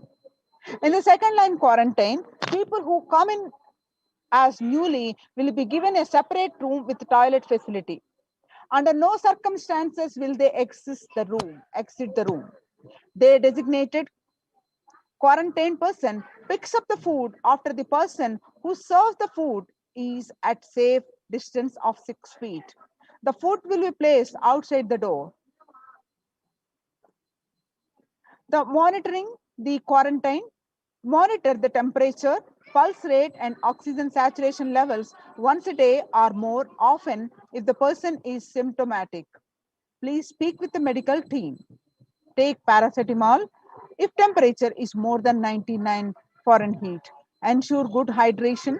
Have a nutritious diet and steam inhalation twice daily, and salt and turmeric hot water gargling twice daily. Ayurvedic and Siddha medication will be given as per the instructions. Doctor will be contacted if there is worsening of symptoms for specific management, which could be further consultation, investigations, and treatment. Residents will be asked to continue taking medications if they are on a blood pressure, sugar, heart elements, etc. Doctors will be consulted if comorbid conditions pose a higher risk. Residents on medication will be asked to bring 2 months of supply till the Adhinam is able to organize the medications for them. Residents will be asked to take a long deep breaths, pranayama, lie in prone position on the tummy as much as possible so that the lungs expand well. If there are no symptoms, the person will come out of quarantine after a total of 15 days. The test will not be repeated if clinically well. If there are symptoms, the person will need to be retested and need medical opinion and necessary investigations and treatment. The common symptoms which will looked out for: fever, sore throat, fatigue, excess tiredness, cough, mostly dry and wet cough in some, and body aches, headaches, loose stools, vomiting, loss of sense of smell, loss of sense of taste, exhaustion, giddiness, and fainting. Previous mentioned symptoms will be provided with immediate evaluation and hospital care. Early detection of these warning signs and identifying the timeline is very crucial for better outcome. These will be monitored very closely and is the most important thing that needs to be done. Identifying day one of symptoms is a very crucial in the management with respect to monitoring and treatment protocols. Day one would be when the very first symptom started. Investigate for the possible source of contact. All the people who have come in close contact 3 to 6 feet range with the primary case in the last 3 days need to be isolated separately and monitored for the symptoms as well. Infectivity starts 0 to 3 days before the onset of the symptoms, and the infected person sheds the virus till 9 days. Any of the above symptoms in various combinations signals the possibility of COVID, even though the same symptoms can happen with any viral infection in a pandemic, and it is to be considered as the possible diagnosis until proven otherwise. The rare presentations are known: rust, rash on a body, bluish discoloration of the fingers and toes, sudden onset of breathlessness, heart attack, strokes, paralysis of the limbs. Any suspect case should be immediately isolated.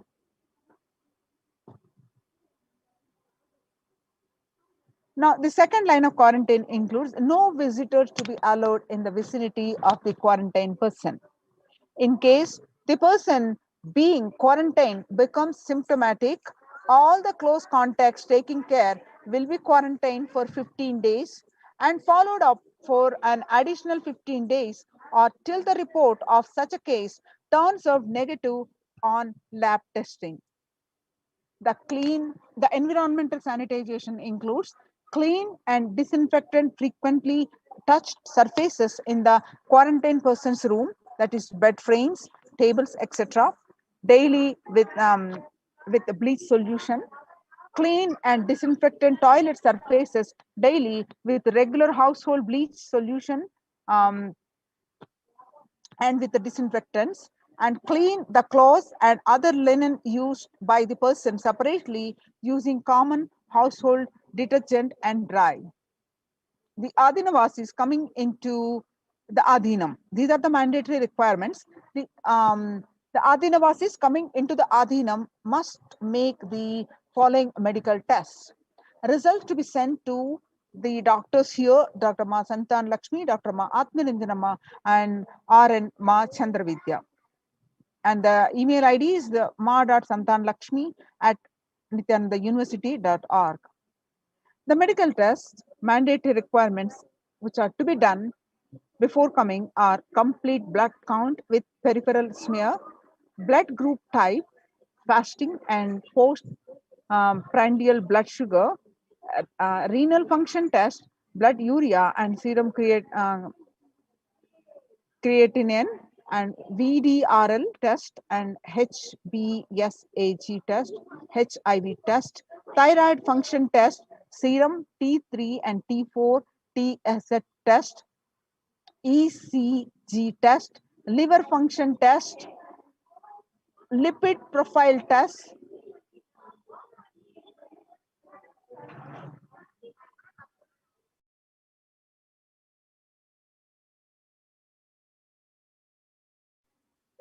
medical test. Please get your RT-PCR test for COVID-19 taken 2 days before coming into the Adhinam and send it to the previous mentioned email address to get clearance.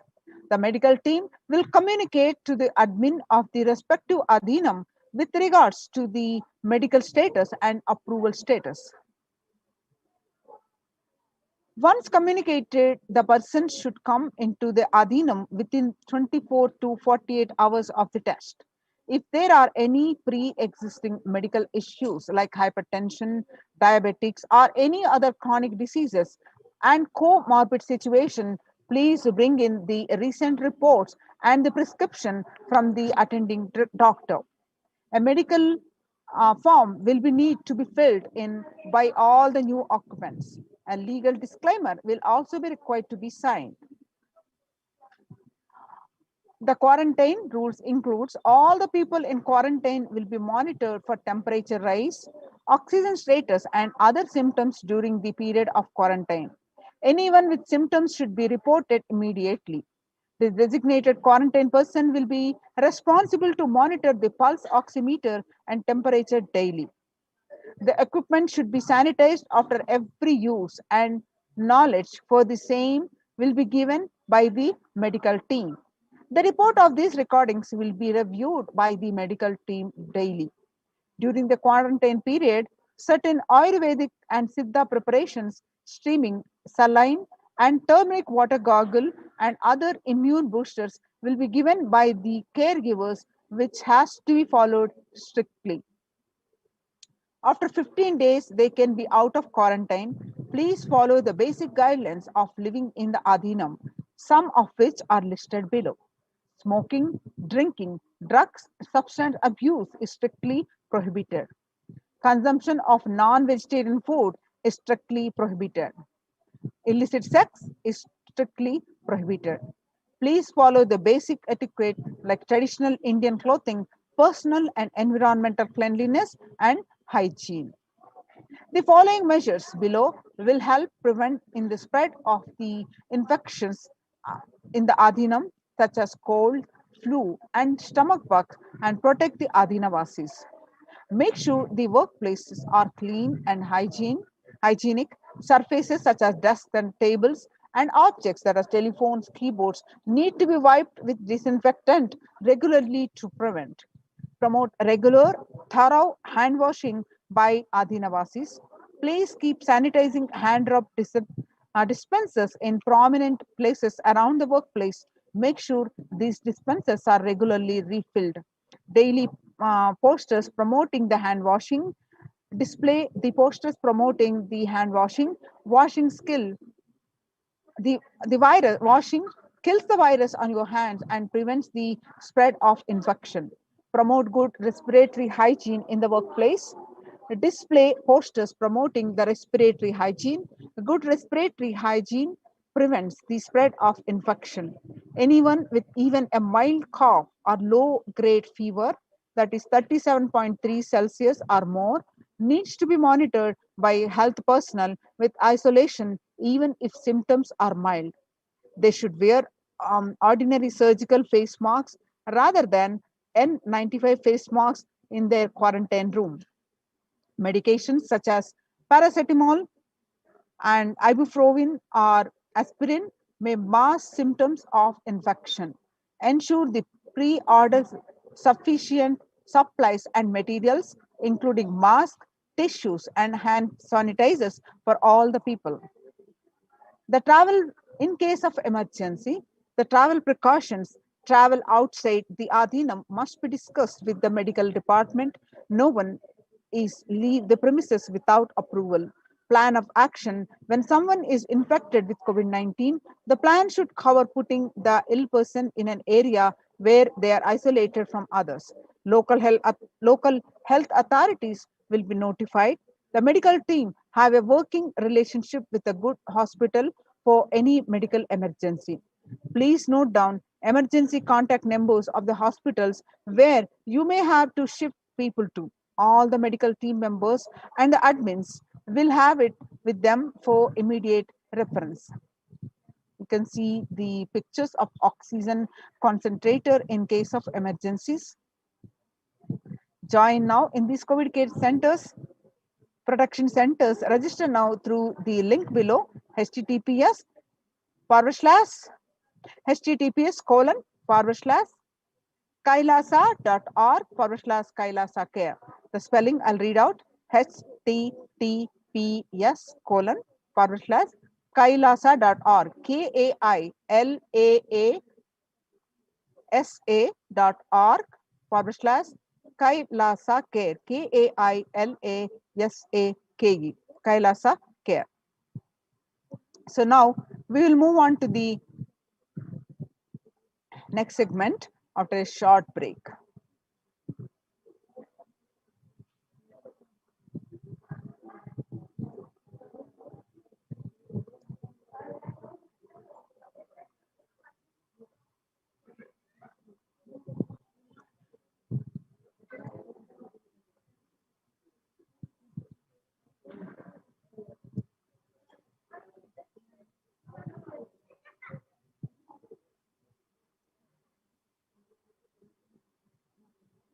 Now, welcome back. The Kailasa Department of Enlightened Civilization presents, with the blessings of the Supreme Pontiff of Hinduism, Jagadguru Mahasannidhanam, His Divine Holiness Bhagwan Nithyananda Paramashivan's blessings, multi-layer quarantine COVID care protection centers at the de facto spiritual embassies of Kailasa, how they are functioning, and we'll learn more details. Before that, in this segment, you see that the need of the Annadan, that Supreme Pontiff of Hinduism doing while continuously his upbringing itself was like that, and continuously he's promoting across the Kailasas embassies. What is the need for the Annadan? If you see the world today, COVID-19 is creating a hunger catastrophe in India. The pandemic has led to increase in the global food insecurity, affecting vulnerable households in almost every country. It has exacerbated the existing inequalities, pushing millions of people into the vicious cycles of economic stagnation, loss of livelihood, and worsening of food insecurity. The World Bank estimates that 71 million people will be pushed into extreme poverty across the globe as a result of the pandemic. The World Food Program estimates that an additional 130 million people could fall into the category of food insecure over and above the 820 million who were classified as such by the 2019 State of Food Insecurity in the World report. Hunger in plain sight. COVID-19 worsens the plight of food insecurity. More than 50 million people have experienced the food insecurity during the pandemic, up to 35 million in 2019, according to the Feeding America nonprofit, the nation's largest domestic hunger relief organization. The child malnutrition and the hunger skyrocket in Haiti as COVID-19 infection spike. At least 86,000 children are at risk of developing the severe to acute child malnutrition this year in Haiti. According to sources connected to the United Nations Children's Fund, the number of children projected to suffer from starvation this year has doubled as the impoverished nation continues to grapple with extraordinary political and social crisis exacerbated by the pandemic.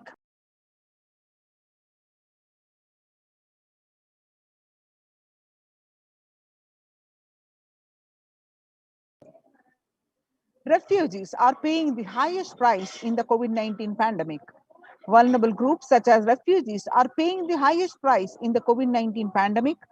We are seeing alarming trends that show many refugees around the world are unable to pay for food or rent and are struggling to access healthcare and education. The price hikes in local markets and further displacement caused by the campfires have pushed many families further into food insecurity. During April and May, around 30,000 refugees in the Cox's Bazar camps raised questions and concerns, with 63% seeking services, including urgent food relief, shelter. Just one third, that is 37%, requested health and medical care. The famine risk spikes amid conflict, COVID-19, and funding gaps. The number of people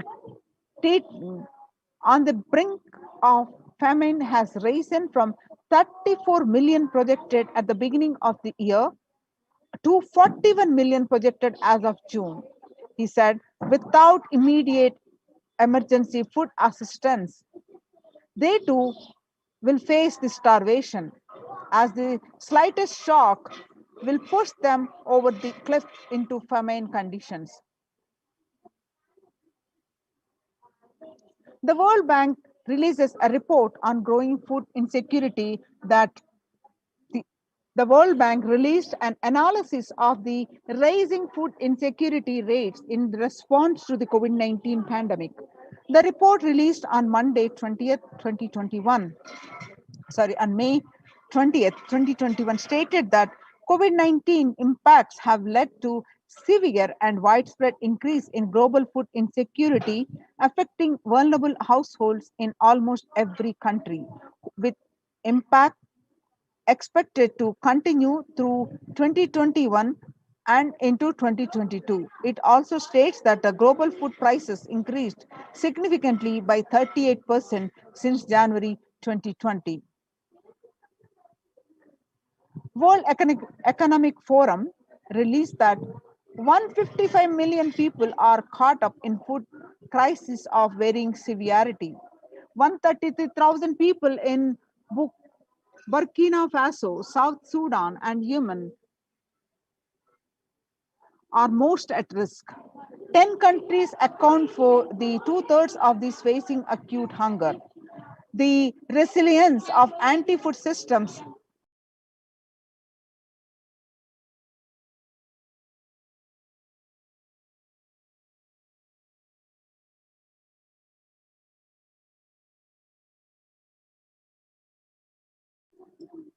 The resilience of anti-food systems is being eroded by conflict, insecurity, and environmental trends. Join now in these COVID care protection centers. Register now through the link below, https://kailasa.org/kailasa care. Now let us understand the revelations from the Supreme Pontiff of Hinduism, that you eat, you become what you eat. What you eat contributes to what you think.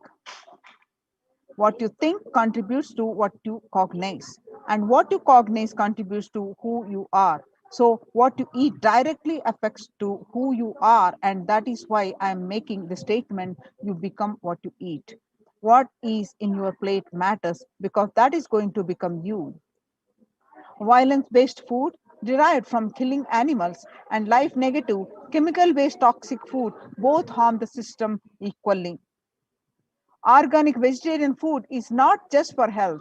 It gives you an inner space, physical system, physiological flow to develop the highest psychology. To develop highest psychology, not only your physical system, even your psychological flow needs to cooperate. You become what you eat. Your brain is constructed for all these higher things. When you don't explore the higher things, you are bound to feed the lower things and keep your brain engaged for survival. If you don't explore the higher dimensions of consciousness, you will force yourself into the drugs and try to explore the hallucination, imaginary, illusory dimensions of the universe. Vegetarianism as a lifestyle. The human body is naturally designed for vegetarian food. The inner mechanisms like feeling, thinking, words, and everything is designed to function with the vegetarian food. It is like having a generator which can handle only 220-volt current, or a UPS which can handle only 220-volt current. But it is given 20,000-volt current, what will happen? It will get fused.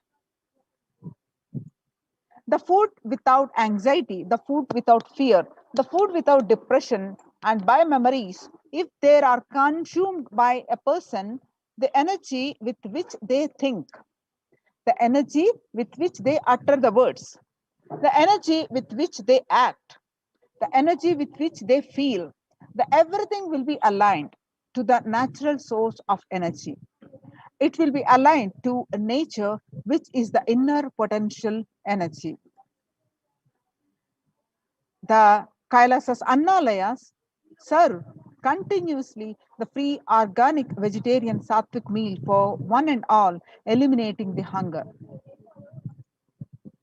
The developmental, economic, social, and medical impacts of malnutrition and famine have a critical impact on the individual, familial, community, national, ultimately on the global level. With the ongoing COVID-19 pandemic triggering an alarming spike in food insecurity and the United Nations warnings of famines of biblical proportions. In 2020 alone, 690 million people were estimated to be pushed into food insecurity. The access and availability to organic food has become of utmost importance. Through the Kailasa Department of Agriculture, the Supreme Pontiff of Hinduism, Jagadguru Mahasannidhanam, His Divine Holiness Bhagwan Nithyananda Paramashivam, has committed to distribute the free organic food since the beginning of his public life, but from his very upbringing itself.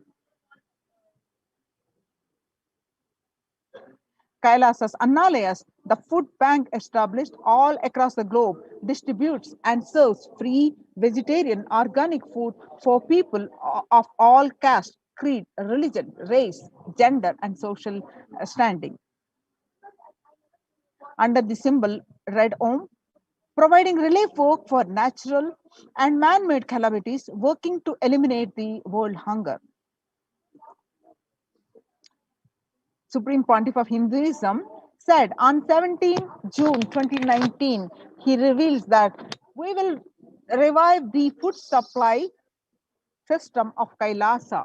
Before you get hungry, food will be ready. Continuous Annadanam. I am not giving any fantasy. It is already become a reality. You can see the pictures way back in 2002. This picture is taken on 22 November 2002. The pictures show the early days of Kailasa's spiritual mission, where the Supreme Pontiff of Hinduism is offering Annadan, providing a free organic vegetarian meal on Kartikeya Deepam in Tirunamallai. This picture is taken at Tirunamallai, India. And on 2013, you see these pictures where you find the Supreme Pontiff of Hinduism on his right hand side with a bandage, even with a fractured hand. The Supreme Pontiff of Hinduism, Jagadguru Mahasannidhanam, His Divine Holiness Bhagwan Nithyananda Paramashivam, engaged in selfless work day and night, inspiring the peacekeepers of Sovereign Order of Kailasa to engage in selfless service, leading the nation of Kailasa by example. In 2011, the Supreme Pontiff of Hinduism had a multiple compound fracture with the bone protruding out of the skin. In 2013, 2 steel implants that were fastened in 2011 were removed as the bones had healed completely, and this picture is taken soon after the surgery, and he was ready to serve the everyone, serving the Annadan. And you can see this picture taken on 3rd January 2012 at Pondicherry, Thane flood relief. And this picture on 3rd January 2012, again, some more pictures from the Thane flood relief. And this picture, you see, again, the Thane flood relief serving the thousands of victims, the Annadanam happening. Nithyananda Annalaya inauguration at Tirunamallai, India on 9th September 2011, where you find in this picture the Supreme Pontiff of Hinduism serving the Annadan to one and all. This picture that you see on 25th November 2005, Arogya Yoga Health Workshop in Tamil Nadu, where you see the thousands of devotees and you find the Supreme Pontiff of Hinduism himself serving the meals. And you see this picture on 12th December 2007, Nithyananda Purana Meditation Workshop and Salem, India, where you find the thousands of devotees are taking part the Annadanam.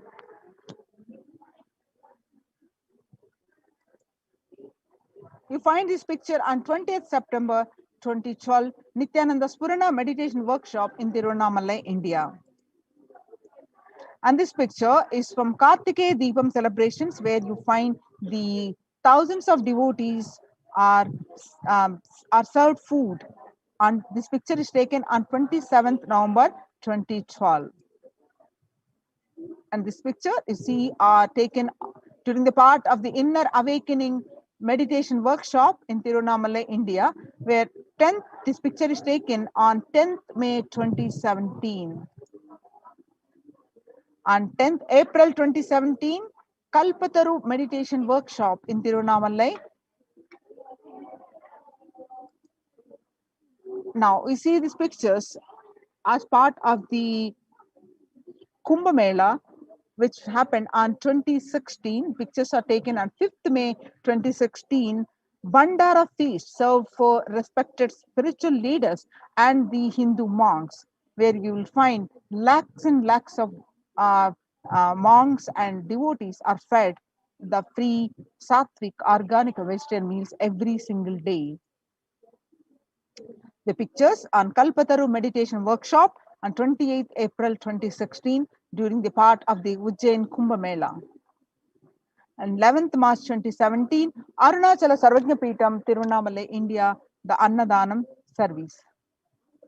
And this picture you see from Tiruchengodu Sarvajna Peetham, India on 18th August 2019, where the Annadanam is happening. On 6th July 2019, Annadan distributed during the Guru Purnima, the traditional celebration of Guru, the Kailasa in Houston. And on the 8th December 2016, the Sadashivoham Meditation Workshop in Adi Kailasa, where you find the Supreme Pontiff of Hinduism serving the meals. Annadan service continues in the midst of COVID-19 crisis Madurai, India, 30th May 2020. Now let's listen the proof of necessity for Annadan, the Bengal famine of 1943. What I found in researching the Bengal famine was that Churchill did several things that greatly aggravated the death toll. India was being used extensively for the war effort. Indian resources, Indian soldiers, and Churchill repeatedly refused to acknowledge the fact that the extent to which India was used could lead to famine. Viceroy to India, Archibald Wavell, called the Bengal famine one of the greatest disasters to have befallen people under British rule, and said the reputational damage was incalculable. During one government discussion about famine relief, Secretary of State for India Leopold Amery recorded Mr. Churchill saying that any aid sent would be insufficient because Indians bred like rabbits. Now you see,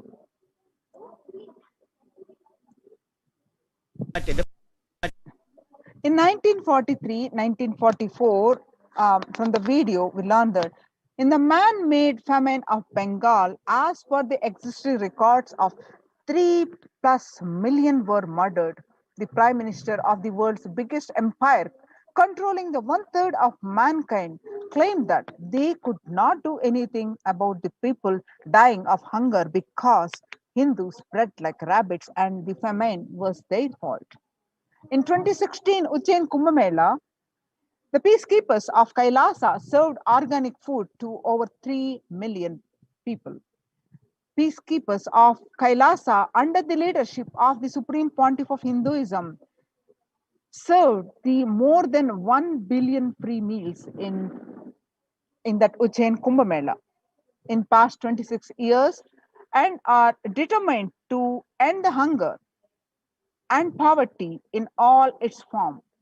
Kailasa, with 200 peacekeepers at any given time, can deliver what even one of the biggest countries could not do. Kailasa is not driven by war or fear or greed.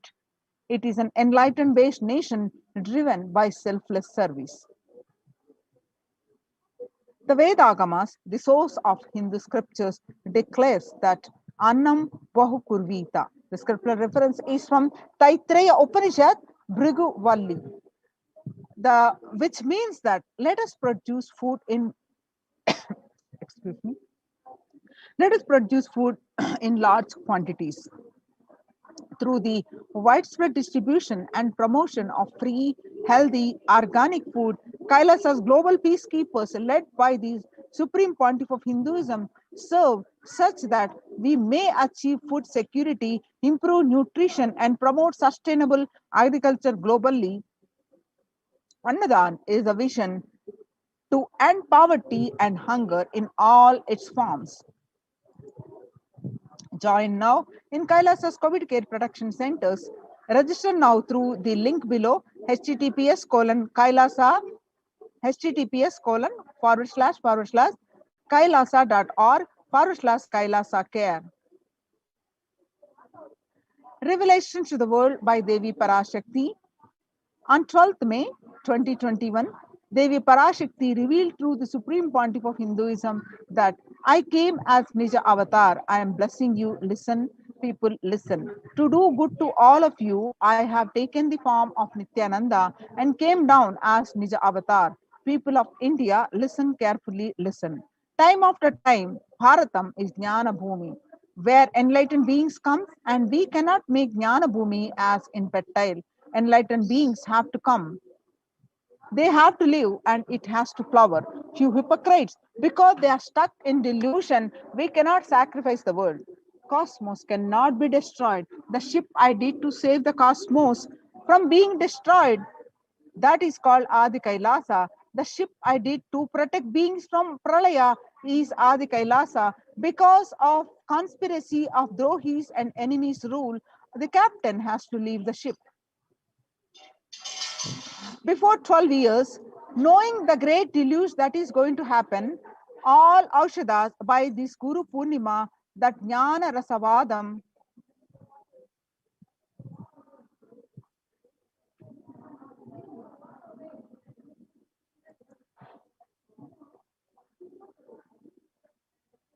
before 12 years, knowing the great deluge that is going to happen, all Aushadas by this Guru Purnima, that Jnana Rasavadam, Navapashana is going to flower, allow people to come and take dip in Navapashana flower. People, whoever comes and dip in Vaidya Sarovar, they will not have death, they will not have corona. Crores and crores of people in line every day, and they will come and dip in the Ananda Lingam.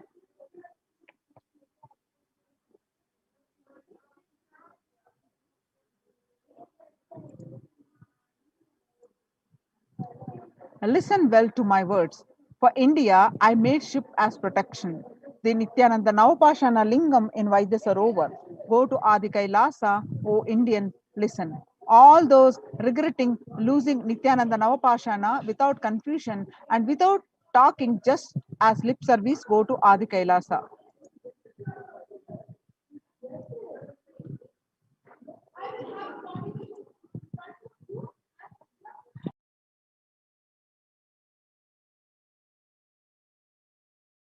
Continue the next segment after a short break.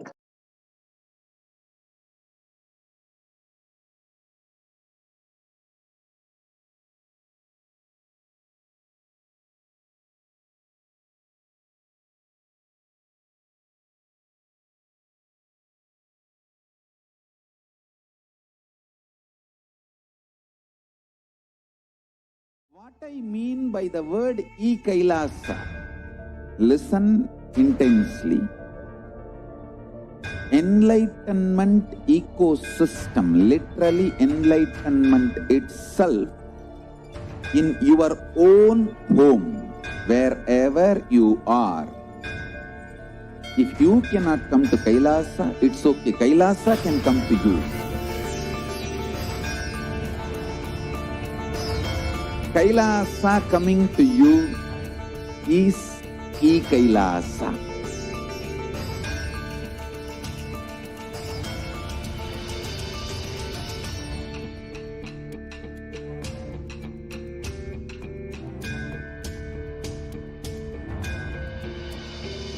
I will revive Hinduism.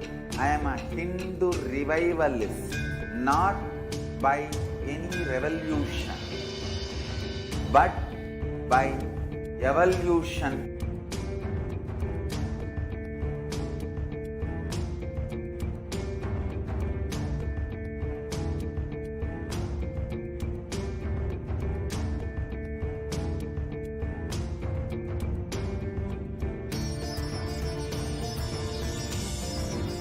And setting model community.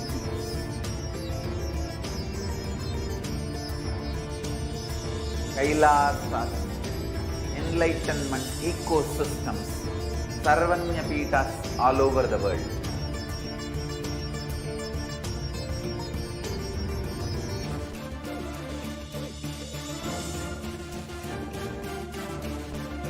All powerful cognition, knowledge, only when you live, power manifestation and possibilities manifestation happens.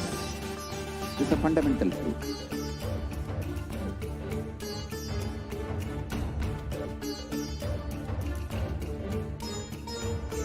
Hinduism cannot live exclusively as one sampradaya. No.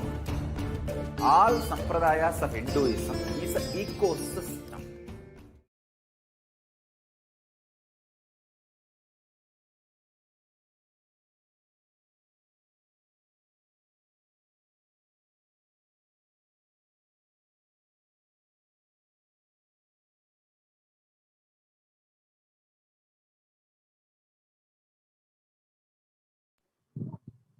Sorry for the technical glitch.